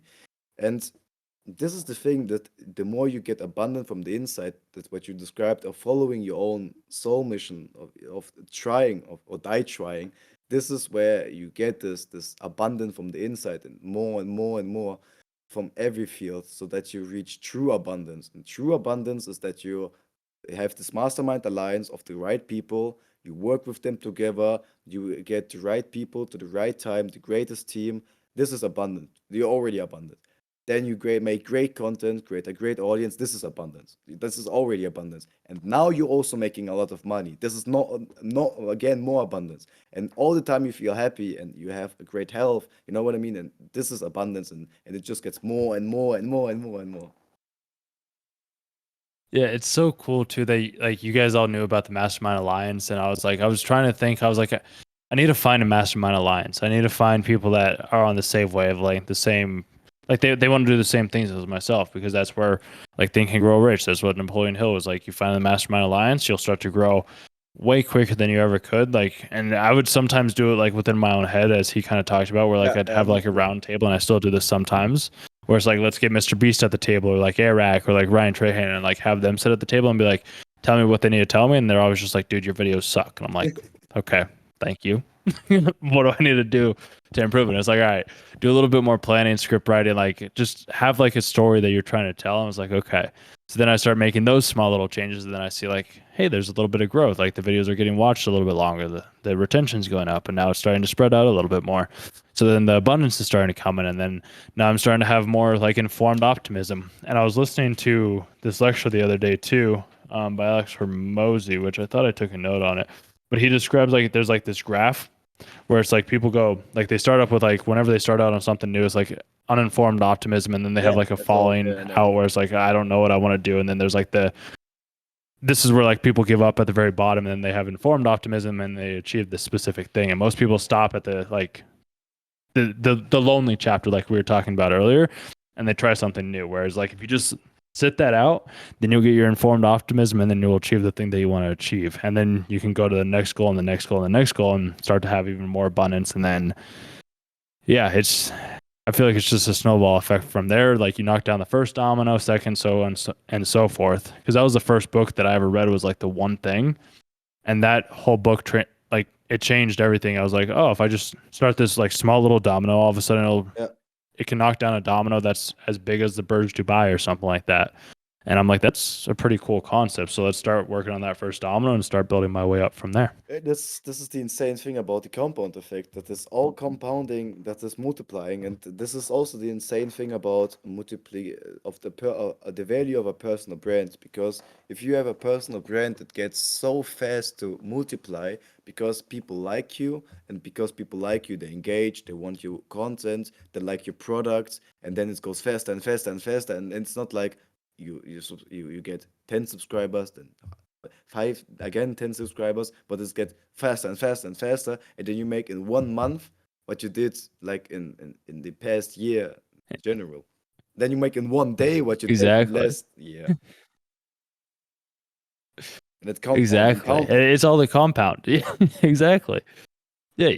And I think too often, like Warren Buffett, I believe he made 10 billion off of his Coca-Cola trade, if I remember correctly. uh, And like that was just all because he allowed it to compound. And I'm like, if you just allow it to compound, it's bound to succeed. And too often I think if it yeah, like if you stop the compounding effect, like you stop going to the gym, it's going to be a lot harder to put the yeah. muscle back on. But if you keep going to the gym or you keep making videos or you keep posting, whatever it may be, and you never stop, like the compounding effect will just go. And kind of like how you were talking about earlier, like if you're a millionaire at 19, 18, 19, you'd probably be dead because of drugs. Yeah. Like if I was a millionaire at 18 or 19, like I probably wouldn't have known how to spend the money correctly. And I probably would have been out at a bar getting drunk all the time type of thing. So it's like, Yeah. it's things happen in the ways that they need to, and they get brought to us at the specific time. And too often, I would compare myself to people that were in the situations that I wish, because like I'd be like, well, they're here at 18, so I should be here at 18. It's like, well, they probably started when they were 14 or 13 or 10 or whatever it may be, and they have other things that they have to do. So it's like it's just all about being better than who I was yesterday compared to like comparing to who somebody else is today type of thing. And being consistent in this 1% being every time better, because it's the Japanese principle of being every time 1% better, 1%. Because if you're 1% better every day, you're like 365% per year. And this is if you think of terms of stocks. If you have a stock that makes more than 300% per year, that's insane every year. But you have to be consistent. But a lot of people, they try instead, and this is something I did in the past a lot, is that you have 1 day where you have a lot, like 20%, but then for the next 2 weeks you have nothing. And then again you have one big time day like 20%, you have 1 day 10%, 1 day 6%, and then again nothing. So it's up and down like in seasons. But if you're consistent every day, just 1%, and this being consistent is in the long run way better. And a lot of people, they have talent and like in YouTube or our things, but they still doesn't succeed because they don't harvest this talent that they have, because they're not consistent and don't put the time and the work. Because if you have talent, it's not like a guarantee that you have everything. It's more like a gold mine, but it's still a mine. So you need to mine. You still need to go there every day and to get the gold out of there, and then you have to purify the gold, and then you have to make it like in this bars. So it's still the work that you put in on a consistent base. And a lot of people who are really successful are not necessarily the ones who have talent, but often it's those who are just consistent on the long term. And while being consistent every day, they developed natural talent. Yeah, and we only ever see the finished product too with those types of people. We never Yeah, see the hours or the books or the like self-doubt that they put in. yeah, We just see the finished final product of like, oh, they're successful. It's like, yeah, but we didn't see decades of work that went into this final product. We just see where they are now, which is it makes it tough because like nobody cares about the failures. They only care about the successes. But like if they cared about the failures, then it wouldn't be as interesting. So it's like, oh, this guy, he was a overnight success. It's like, no, it was 6.5 years. Yeah, And now I'm an overnight success type of thing. Like yeah. it's really just time, I would say. I love watching documentaries. I used to read all the books of successful people, how they became successful, so what we meant about the past failures, what they went through, the risk that they had, the hard times. And I watched all the documentaries on YouTube and on Netflix, and watched today also documentaries about actors, stars, musicians, their past, what they've been through. It's so interesting because the more it's the same with the books, the more you watch these documentaries or the more you read the stories of the people, the more belief you gain because you realize that it's possible, that they also just like normal humans who just started somewhere, who also went through all kind of ups and downs. They also earned it through work and through harvesting the right opportunities. They didn't know how, but they trusted that the how will manifest, and then the how came by itself, and they trusted and followed and followed and followed. And the more you watch this, the more documentaries you watch about successful people and their life stories, about their failures, their hard times, the more self-belief it gives you because it makes them human. Because you don't see the end result, but you see the human behind the end result. And then you see that the human behind the end result is really similar to you. And then you have automatically, naturally, this thought of, if he is so similar like me and he made it, so why can't I make it?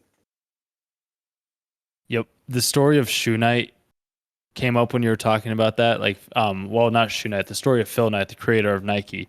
Listening to like his book and his story of how he was just a normal guy and he started selling shoes out in Japan, and then they started to take away his territory. So he's like, well, I'm just gonna create my own shoe brand now. And he created his own shoe brand, and then the logo, he's like, I don't like this logo. And then they they had to submit it that day. So he's like, well, we're just gonna be running with this logo, and then it's the most popular logo.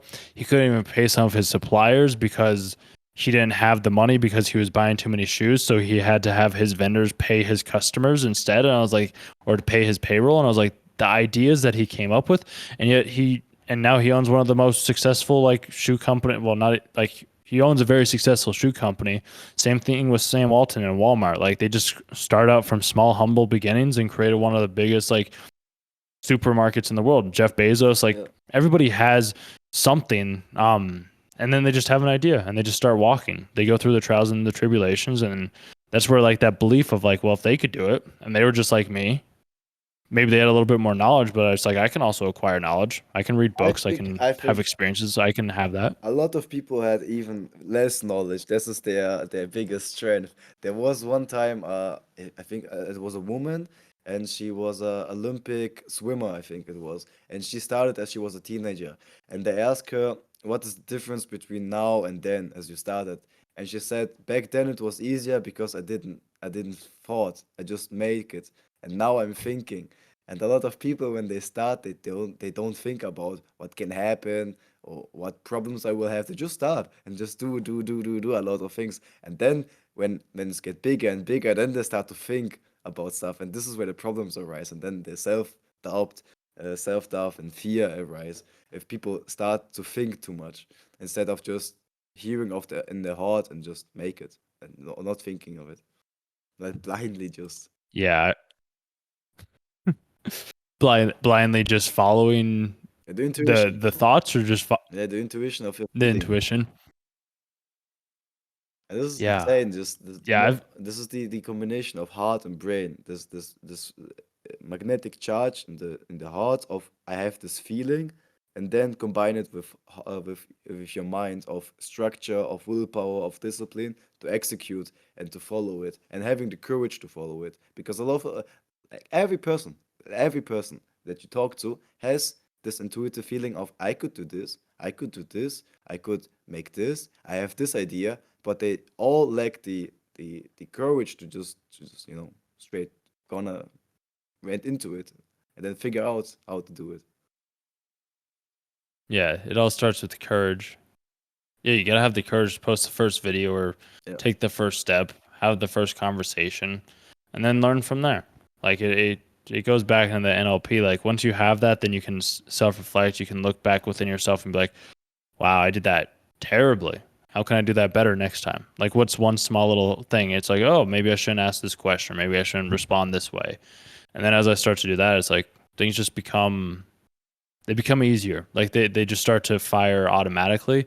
And it is tough because the more that we know, and this is a burden, like knowledge truly is as like Thanos said to Iron Man at the end of the first Avengers, like Endgame, where he's like, "Oh, you're also cursed with knowledge." It's true. Like knowledge it's a burden and it's a blessing and a curse at the end of the day.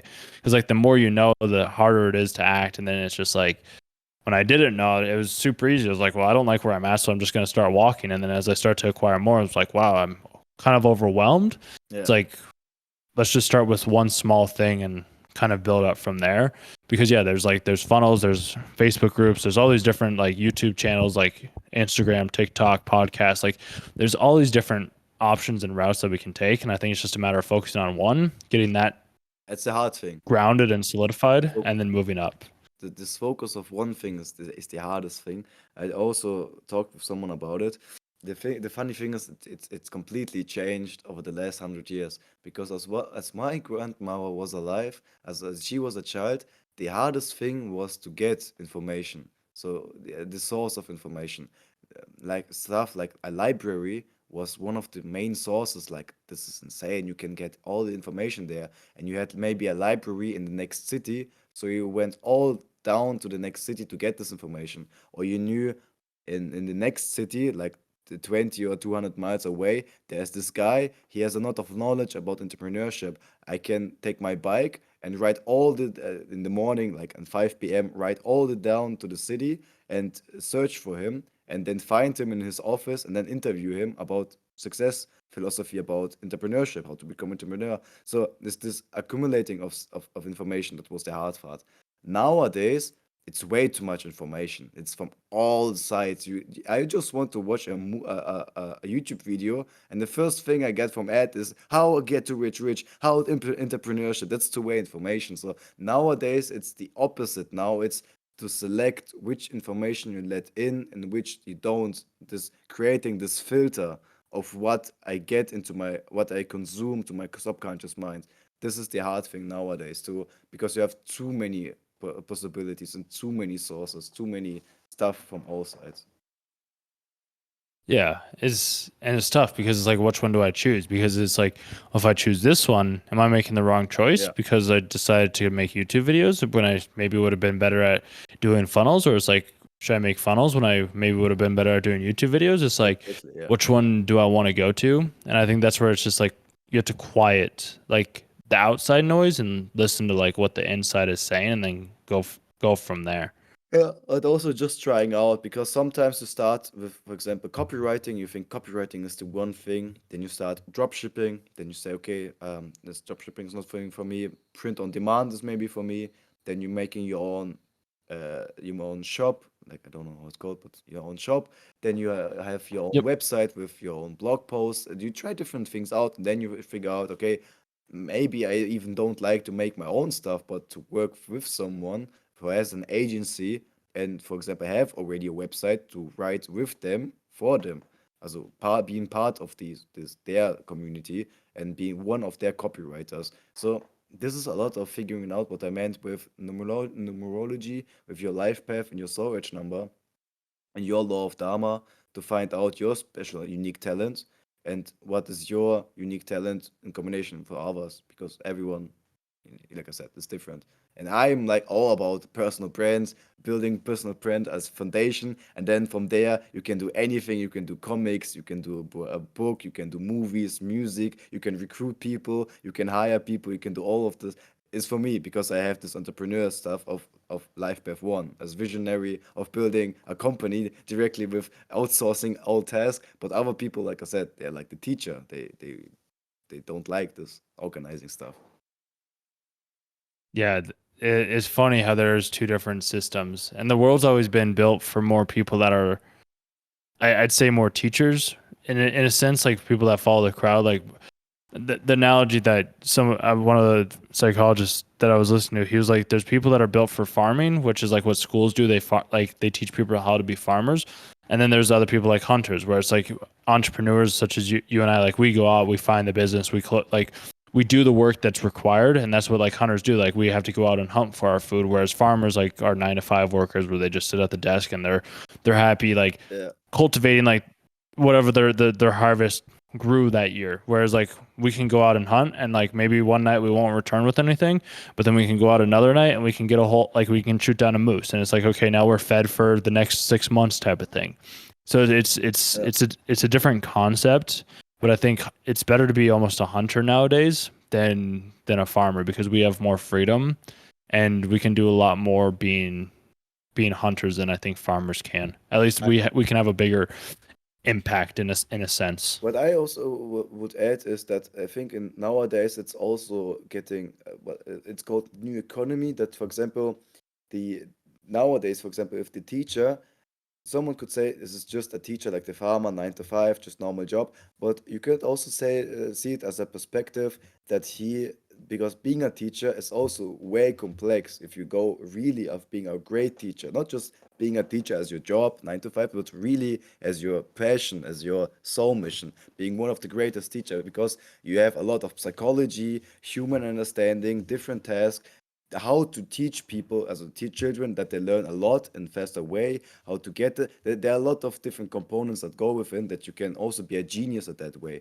And what I describe is the new economy where people, for example, you have a German teacher, she's a literature teacher about like books, and she can make this job, but most of them they're doing it because to pay the rent. But what she can do in the new economy is that she, because she has the knowledge, she can write a book about a Roman that she has always in mind. Now she can sell it, and now she's making every month like passive income from that. Now she can also give to this book and other things public speakings about her knowledge, and she can also do a coaching or about a course or other things where she also make passive income. But she's still a teacher because she's passionate about being a teacher.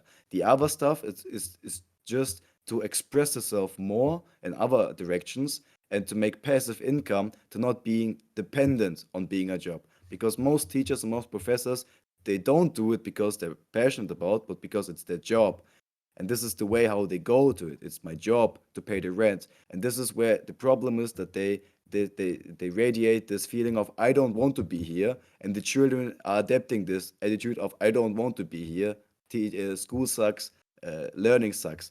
But in a new economy where the people are conscious and enlightened, people do this because not even if they had all the money, they would still be a teacher because it's what they love to do. It's their passion to do this, and she can make an income on stock markets and all these different things what they described, but not being dependent on income, but still being a teacher because she's loving it. And this is where I see this new stuff where with these farmers and the hunters is that, like I said, not everyone wants to be like an entrepreneur. Some people love to be a teacher, but they have this opportunity now in this new economy to still express themselves and not being dependent on this, to choose to do this. Not because I have to, but I want to.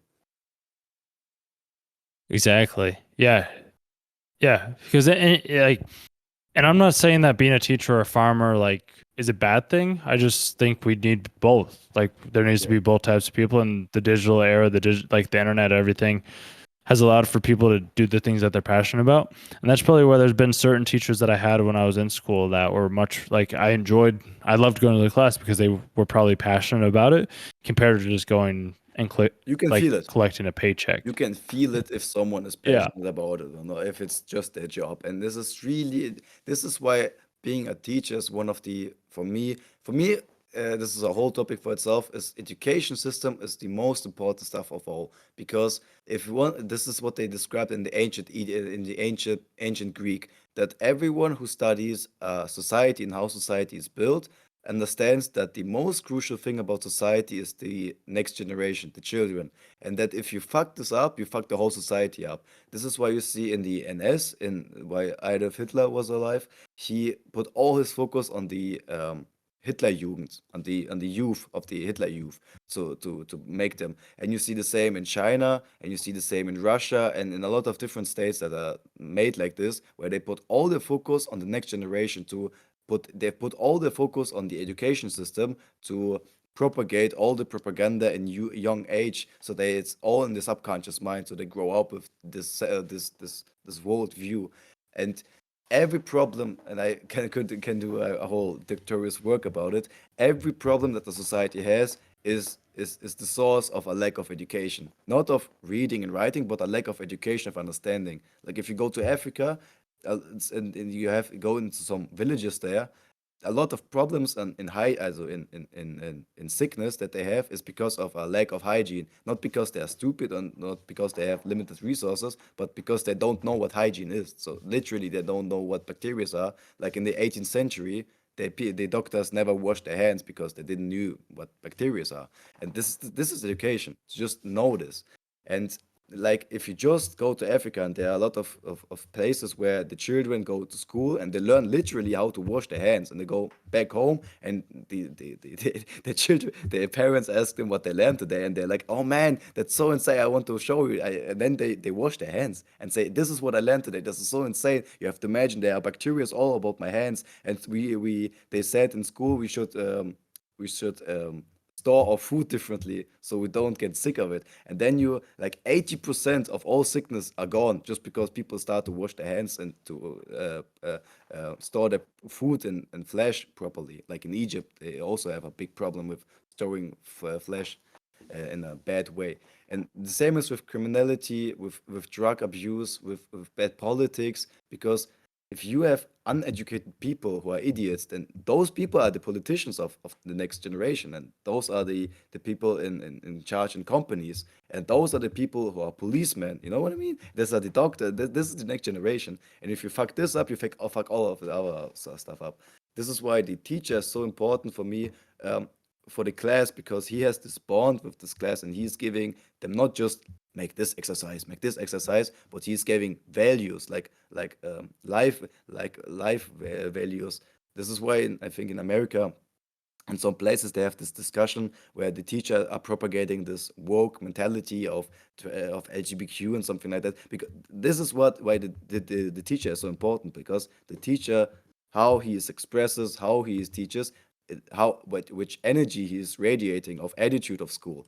This goes all to the people. Because if I would be the teacher and I would go in this class or as professor in a university, people would love to learn. People would love to go to school, and they're like, I'm excited for homework. I'm enjoying homework. I'm excited what cool homework and cool weekly project we will have this week. And then the teacher euphorically comes into class and he is like, we have a great project for this weekend. You will be excited. This is a lot of homework for today, and you have 1 week time. You have to make a group to make all this homework for the next week, and next week we all gonna present the stuff. And people, while he is explaining the task, the children are already imagining, oh, that's so cool, I can express this. They have all this creative thinking about, oh, I can do this, I can do that, like YouTube videos or like the podcast. I can make this design, I can make this logo, I can borrow the camera and do. I loved those projects in my school back then when we had the opportunity to express ourselves. I had all those ideas, and I'm like, man, that's so cool that I can literally do what I like and get even good grades for it. So for me, like, it was cheating. Because sometimes we had even to do videos or writing screenplays, and a lot of my teachers, I had luck, or coincidentally, the God loved me so much. All my teachers that I had loved screenplays and theater. So most of the time we went in theaters, and most of our tasks were to write a screenplay. And because I always loved to the anatomy of story from George Truby, and to writing screenplays and to write dialogues and monologues, I always got great grades. I had mostly bad grades because I didn't do anything and played video games. But for those projects, I always got the best grades because this was the project that I actually enjoyed doing. Yeah, it's funny how when we find something that we actually enjoy doing, how much better we seem to do at that said thing. Because yeah, it's whenever I got to do video edits, like I had a video editing class in college, and he gave us all the projects before, like at the beginning of the semester, and I was like, I went in and I edited everything, and I finished the class like a month and a half, 2 months before like the class was done, because I just finished all the projects. And he's like, yeah, I don't have anything more for you. Like, you're good. I was like, oh, okay, cool. Like, because I enjoyed doing the video editing. I enjoyed assembling the clips. I enjoyed like telling the story. So I just kind of got ahead of everybody. Yeah, that's what I mean. And this is in a great school. But this is why I want to build schools, not actually to improve the school system in Germany, but go to places like the island where I moved, um, or in Africa, and a lot of places where there are less governmental stuff, and less bureaucracy, or it's called bureaucracy, where you can yeah, Bureaucracy. where you can actually just build a school and you make your own rules, like, and I can rule the stuff that I want to. And I would do a whole class just of a success philosophy, where the only books you read there is Napoleon Hill Think and Grow Rich, The Power of the Subconscious Mind, all those books. And every week you have another book that you present, and someone has to read this book and then make a presentation, and then another one does a presentation, and then they do a project about the Mastermind Alliance, and the task is to make a Mastermind Alliance, and then to work on a project and make a video, or and then they get equipment like video equipment, software, and then they have to learn how to edit, how to cut, and how to shoot videos. And then naturally, one is someone who is like organizing stuff. One loves videography. He said, I want to do the camera. Someone else says, I want to do the cut and edit. Someone else, I want to design the logos. And someone else says, oh, I love writing. I would love to do the writing aspect and to write the monologues. And someone else says, I'm like to be the actor. And this is how the people, how the children in young age, they learn their values, their unique talents by expressing themselves in different projects and seeing, oh, I'm enjoying this. This is what I less enjoy, but I enjoy this more and this more and this more. The same as for coding and coding on computer and writing codes and developing apps or things like that, because it's also involve different skills, different stuff. And if somebody wanted to be, because we're coming up on about 3 hours right here, man. So I am almost get. I wouldn't say I'm gassed. I could go for another like 2-3 hours if I really want. Like if I really do want to, That's but I'm also like I yeah, I want probably if should end it. I'm like I feel like we both might have some things that we need to do. leave If you. somebody wanted to help out with that, like what is there a place that they could do to help you build those schools by any chance?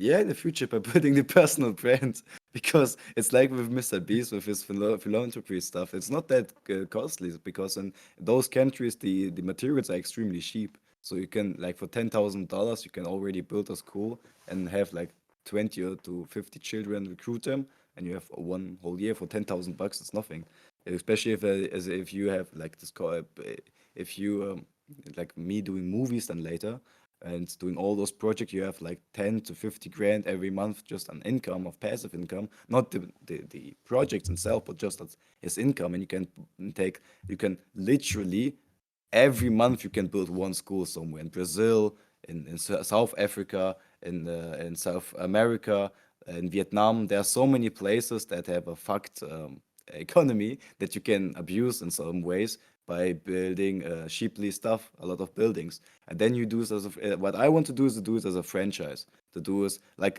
McDonald's. No matter where you go to McDonald's, it's always the same. And I was to do it the same stuff. Like you have one concept, and then you have a blueprint, and then you can just give all the people the blueprint. You go to Brazil, there's a building, you point with the finger, you recruit some people that you know that you like, give them 10,000 and say, I come in 1 week, take this building and renovate this building. Then you come 1 week later, inspect the building, and then you're building the same way you do the other stuff, and then franchising stuff, and then recruiting I think teachers. that's like it's a really good idea because you're teaching them to use their mind in a critical way instead of just telling them what to do. There are, It's like here's the books yeah, that you can read and then you can kind of go from there. I believe there are already schools like that. There's like private schools. My schools would be at orphan schools. I would just only take children who are orphanages. So I would go to Brazil, to Africa, to South America, to Vietnam, and look for children who live on the streets, like in gangs, or who have no parents. And then I would recruit them, and then put them there. And then I would put there's a saying in Stoicism. It's called in German it's called, wem das Leben hart gibt, der ist für Großes bestimmt. What means translated, who is fucked by life, who is destined for greatness. Also who gives life the hardest is destined for the greatest. So the people who are often from the baddest stuff, like also Napoleon Hill describes, who literally comes from the street, has the highest potential to be a billionaire. And this is why I always want to recruit the orphanages of those places to get them to the school and give them the possibilities to say that the fact that you got no one else, no parents, and that you're from the streets, that's your golden ticket to like become a billionaire and be a role model for your whole state where they're from, for their whole borough. And it ties back to knowledge too. Like it gives them the new knowledge that they wouldn't have originally Yeah, had, and like then now they can go off and do those great things. yeah, knowledge and opportunity. I don't like to give people money. I would never donate money because it's useless. It's the principle of giving someone a fish and then he's tomorrow hungry again. But you instead give him a book about how to fish and you give him the stuff to fish. I don't know the name for. And then he is learning how to fish. Now he doesn't need you anymore. Exactly. Yeah, it's better to teach a man how to fish than just give him the fish directly. And I was talking with a guy just the other day, and maybe we'll end with this. He was asking me how to build like social media and do the content, and he's like, I need you to edit the videos for me. I need you to edit the videos for me. And I was like, dude, I can't. Like I'm busy tonight. I'm like, I'll help you and I'll teach you how I edit the videos and how you can make your videos more interesting. He's like, no, I need you to do it for me. I'm like, brother, like let me teach you how to fish. He's like, no, just give me the fish. I was like, I can't be with you all the time. Like my goal is to help you just get to the place that you want to get to. And then once we acquire, like you acquire the skills that you need to, if you want to keep working with me, awesome. If not, like no worries. But like, I'm like, I'd rather provide and give him the information that he needs so that then he can go off and do it himself in his own creative, individual, unique way compared to me just doing it for him. Because then that's like impressing myself onto his type of content. And I was like, I'd rather you do your stuff because you're already a chill dude. So you might as well do the things that you enjoy compared to the things that I think will work. And then that authenticity and that passion, that power, like it'll show and it'll resonate with more people compared to me just doing it for him because it's just not there in the ways that it could be if I did it for him. No. Awesome, dude. I see. Well, I appreciate this, Simon. That was 3 hours. Didn't even feel like 3 hours to me. It's, That was incredible, it's dude. 7 Like, a.m. in the morning, just by the way.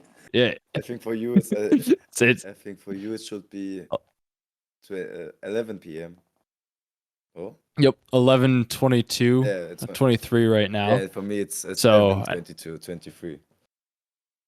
and I figure the world's probably waking up around you right now. I don't know if you got I plans see for the today or sunrise. anything like that. Hey, that's a pretty good way to start the day. Yeah, I just that's got a true. nice little view outside. So, Yeah, sleep. yeah, oh, yeah, you haven't even slept if I'm remembering correctly, which is Yeah, crazy. I did meditation and I slept in the train a little bit to relax. So yeah, it's enough. And now, Okay. but now I can So, sleep till the moon, and then I watch the what we recorded and what I recorded previously to cut it then tomorrow. awesome, dude. Yeah. Yeah, and I'm just gonna upload the whole thing. Is kind of my thought, and then obviously you cut it, and it should give you an email. Like we can check, but like there should be a bot once we finish this that says like download the recording. It might take some time, but there should be like a message from Craig that says like you can download the audio from this directly. Let's see what was a good first session to learn this. Yeah, to- I how to do. have to agree, and if we can get more people in too, I that have might be I pretty have helpful as well. some people texted me about who also do podcasts, also about similar topics. But they, also one guy who texted me, he can, I think it was 17. He said he was, here, a training thing from the 13 until the 19. So he could be down over next week. Perfect. Yeah, I'm getting a whole bunch of them batched up right now. So then I'm just releasing them like once a week until I have enough to like release them 2 times a week. No. But right now I'm trying to get at least a couple months ahead. I have like 6, Yeah. 7, 8 episodes recorded now. So pretty good. Yeah. And this is the longest one we've had, so I like it. Great. I thought Awesome, also man. this was Sweet. nice topic in it. Nice stuff. A lot of things to, I think, to cut out. Or like, in general, a lot of things that if someone watches all of those 3 hours, you would be, man, that's insane. I don't know. I mean, I listened to a 3 hour podcast the other day. Yeah, It was a lecture, so like I listened to that. So I mean, Rogan's always 3 hours too. Like I listened to like the 4 or 5 hour one with him and Alex Jones years ago. So like I've listened to those if you, longer ones I before. tell you, if someone would listen to this podcast, the whole 3 hours that we had, then he would be instantly a fan of you and watch all of your content. This is the value of a loyal fan. Because once they watch all, Exactly. they get instantly hooked. And that's the thing. I was like, if they like me, then they'll like you as well too, and then like we both grow in the process. Yeah, And that's why, like, that's why I'm like, let's get other people that are also looking to grow their social media or wanting to get their voice out there, or yeah. so that they do have value in some way, shape, or form. Because yeah, it's about growing that loyal audience of people that will watch from beginning to end. And once they do, it's like awesome. I appreciate each and every single one of them. Yes, Because yeah, like they session, could go on a drive or a hike or whatever. a session with 3 or 4 people would also be funny because it's a completely different synergy of he's talking, then Yeah, I think that would be useful. yeah, definitely. And I feel like we could probably cover more topics possibly that way I think more too. examples And it and also more perspectives on stuff, especially on who experienced what, and you have one principle, but 4 different people on this principle saying, "Oh my God, for me the same, but in this way," and someone else, "Oh, for me the same, but in a different way." exactly. Yeah. Okay. Cool. Awesome, dude. I'm gonna call it right now. I could keep going. I really could, and I Yeah. really want to. It's just if I don't call it now, then I'm not gonna call it, and then we're gonna No. be up. I'm gonna be up until 2 a.m. So I appreciate this, dude, and I'll chat with you again sometime soon. Habe ich das jetzt ausgemacht? Oh. Did I lose you? All right, later, brother. Yes.